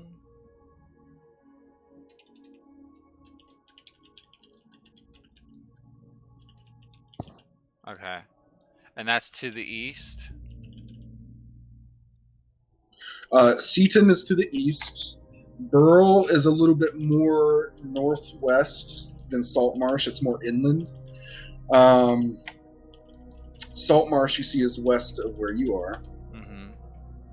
Got that. I think you'd also see that one, I guess. You also see a small island a little bit off the coast called Abbey Island.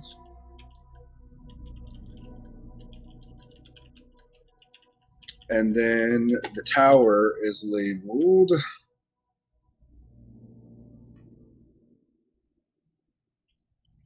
the Tower of Xenopus. And these are places that he has like circled and little pins to show where they are. So I'll give you those on the other. And the Tower of Xenopus is further west of Saltmarsh or just west of us? It's further west of Saltmarsh. Alright, that's important. Seems like there's a lot of locations to explore. Mm-hmm. Alright.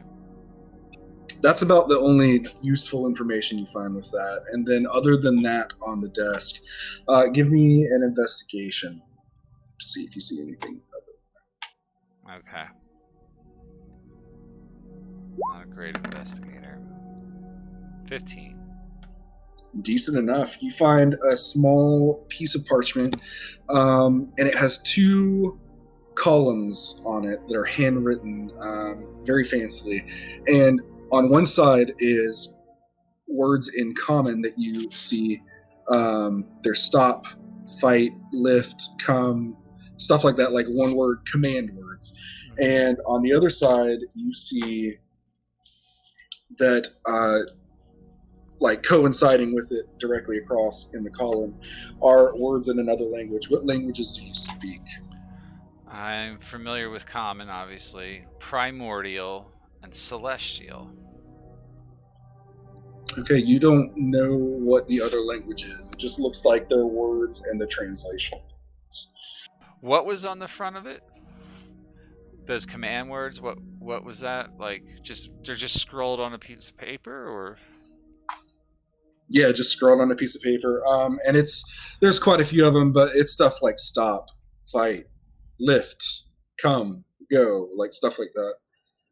It looks like someone was translating command words to say to somebody. All right, and then I pass the note around and see if anyone understands this language written on it.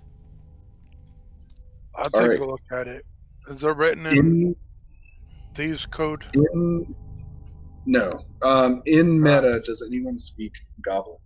Oh no, I'm Nope. just looking up Nope. all my ritual casting stuff. Common, Do I have Elvish, to Aqua. have the spell prepared to do a ritual? Ah, here we have it. It does need to be prepared. In your spell book, Not you for don't wizards. need to have the Oh, spell. yeah, prepared. that's the exception. Wizards are the exception. Yeah. Cool. Yeah, then I have comprehend languages. I don't know if it would tell me anything. Yeah, you It should. Yeah. cast Examine it. that. You should be holding the page. You cast that, and this is basically a translation to how you would say these things in Goblin.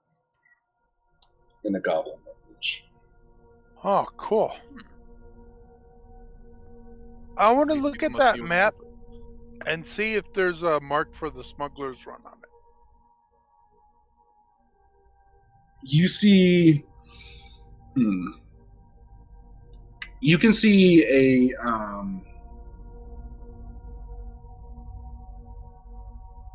a line drawn to each of the main towns, Yeah.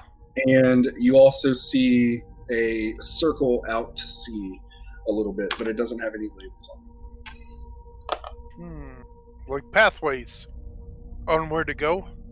Possibly. Tell everybody these must be the smuggler's run. The safe routes to smuggle goods from town to town and out to sea. Yeah, that makes sense. What do you make of this this note here, Gnome? You said you could read it. Well, the spell is shown to me that this is probably like that is a goblin word. I don't know how to say it, but I can read it. It's exactly the same thing as the one in the other column. Would it make sense? This is a vocabulary. Would it make sense to write this down like that in both languages? As a magician, would you find a need for something like that? Well, if I wanted to command something and I didn't speak the language, maybe like as a little pick me up, I see. so I don't forget shit. Maybe he was trying to talk to goblins and doesn't know how to. Like, which alphabet is that? It's the Orcish script for a common speaking learner. That little bit of vocabulary we have there. It just looks like common. Or is it like it looks? I guess you really would discern. In common, then you have Gnarfling or something like that. Like goblin words with. It's like phonetically spelled out in common, right? Yeah. Yeah, so it's written in common like someone that speaks common. Like nothing's like misspelled or. So you have a little list, like when you meet a goblin, you can say hello. Yeah. Yeah, cool. Well, I would suppose, like she said, he's a magician, right? Now he might know how the command spell works. Like there's a spell where you can tell people or goblins or anyone to do what you want. Yes, I've heard of it. Yes, might be the case. Could also just simply work with goblins. Yeah, maybe he's learning the language. Well, it's valuable to understand our enemy here. I'm assuming everybody agrees that smuggling operations this close to Saltmarsh would mark them as foes. Well, at least competitors for some of you, but chances are they're not going to be friendly. So it's best that we know the mind of their leader. Maybe he could work for him. Strike a deal. I agree. Smuggle some. We did kind of kill 3 of them. That might not be a good idea. He has a point. You don't know that. He has a point. To sell swords like this often will take up with any rabble they can find. Not that I'd want to willingly work for someone like that, but it may give us an advantage of learning more about this area. I don't know. Also, I have this, and I dangle this special moonlight crystal and the piece of paper. I said, this is a smuggler's code, and this is the lantern that you use to probably signal. Signal. Gotta figure out. Yeah. Yes, I see. Well, Take it with you then. It might come I'm in gonna handy. search this wardrobe. All right. I'm not even gonna make you roll. You just find some old, tattered. Well, not tattered actually. Some very fine robes. Oh, Yeah, you find really fine clothes. It looks like whoever owns this really likes to, dress nicely. I'd any take a fine set. clothes that will fit me? No. They are much larger than you. Okay, Did they look valuable? they do. They're very fine clothes. Only someone rich could afford to wear those. Perhaps we'll take them. Anyone object? No objection Oh from me. no. Beautiful craftsmanship. Though. I wouldn't mind having an extra pair of fine clothing. None here. Gather them up. Let's move on. So how many sets of fine clothing was that? Wow. 4 pairs of fine clothes, 3 fine cloaks. With that, we've got a decision, right? Like, if we run across this guy, and we're wearing his clothes, and someone killed his guardians, he knows who the fuck we are. Yeah. Or we could actually say, hey, if you want your clothes back, like use it as some leverage against them. Maybe they're really precious to them. Who knows? Well, back in the olden days, fine clothes were actually someone's prized possession. Yeah. Because their clothes were very few and apart, and only people could afford so much. I know. All right. Hey, Especially so. are we at a good stopping point? Yeah, I am about to open the store. I was going to say there's Almost. one more thing in this room if you wanted to look at it. What it's a was it? bookshelf. Yeah. Well, yeah. A bookshelf. Oh yeah, okay, the bookshelf. I figured you would be especially interested. in Where's the bookshelf. bookshelf? I don't even see. It's right above the desk right here. That's okay. why I figured I'd. Well, I mention it, thought I because was that's where you did. searching all of that. That's why I didn't think about that. But He did mention books. Yeah, it's mounted above. It's not actually part of the desk. all right, so Yeah, we it does we come quickly take a look through there. All right. You find. Roll an investigation. Whoever Oh, wants to be the boy. one searching. I could help. Can I go in there, sis? Yeah, let someone else Sure, you look. can go. Hey, wizard, there's some books in here. Yeah, wizard. There's more books for you to examine. I believe if I look long enough at them, I won't see them all. Oh, look at all these books. See. Yeah, you find 3 books of notes. Most of them are copies of the ones that you found upstairs. So if you want to take those, you can just put 2 by all of them. We could I just sell start them. throwing them at the Yeah. gnome. I just start grabbing them and throwing them at the gnome. I say, this one's valuable, this one's valuable. Yeah, and And he's throwing like him at the gnome. ecstatic with delight. Yeah, I'm gonna just pile them up with like a shit ton of books on them. Oh, sorry, I forgot I was muted. So you find those. You also find a treatise concerning the demigod Luz, I think is how you say it, and his minions. You find a naval almanac listing tide times for the area around Saltmarsh. That could be very useful. Oh, that could be useful. I'll put these in chat. Yes.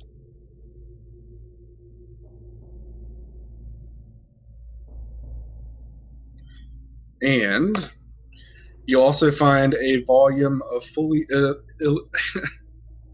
a volume of fully illustrated erotic poetry. Ooh, Yeah. I'll take that one. That is what you find. And now that this room is fully searched, if you guys want to stop here, we'll pick up next time. Yeah, I'm out. I'm feeling it. So Okay. We'll pick up next Sunday then. yeah. All right. Very Good cool. game. Oh, yeah. Very Interesting good. Hopefully story that's a fun way to wise. start. Yeah, it was an interesting way to start.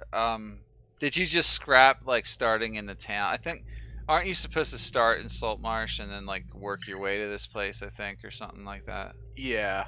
Yeah, I thought Yeah, so. and I- it doesn't really give any indication how it's just like, hey, your players start here, and this is what they might overhear. Yeah, it So, sort of and then I leaves it came up to across- you, right? It's sort of. Yeah, I'll be Which, honest. I mean, I I like, read the but- first little bit, and it's like stupid. It's like there's contacts there that don't really know anything, and like it's dumb. Yeah. Like I've actually ran this particular one before, and yeah, the first bit. Well, when I ran it, it went off the rails because there was no like. I just started them off in a tavern, and it went off the rails from there. yeah, this was So- more focused. I kind of like not having too much in the beginning of a campaign. Too much freedom. It's like you don't know what to do. Yeah. You know. Like, Yeah, Exactly. I like to be a little bit more constructive instead Yeah. of just total fucking open world and go anywhere and do anywhere, because that kind of ruins it. Yeah, you You know? can't really get a Yeah, sense I of was what you're kinda supposed to pissed. do. It's dumb. Yeah, so I was because of that, because I was so lost. I was like, there's so many different places that I could like start this with. Someone said that they started off with a small. It was published in like a magazine or something, called Sharkfin Shipwreck, which is the beginning that we did. And they were like, it was a really cool intro, so I figured it. Run Yeah, that one. I So that's like pretty it. much what you did. It's called Sharkfin Shipwreck. I see that there. Yeah, yeah. That was perfect. Actually, it was quick and it sort of set the tone good. All right, guys, I'm gonna head out too. I will talk Yeah, to you you guys next sound week. exhausted. Yeah. All right, good game. Talk to you later. Yeah. Bye. Yeah, talk to you Yeah, guys later. thanks, Nate.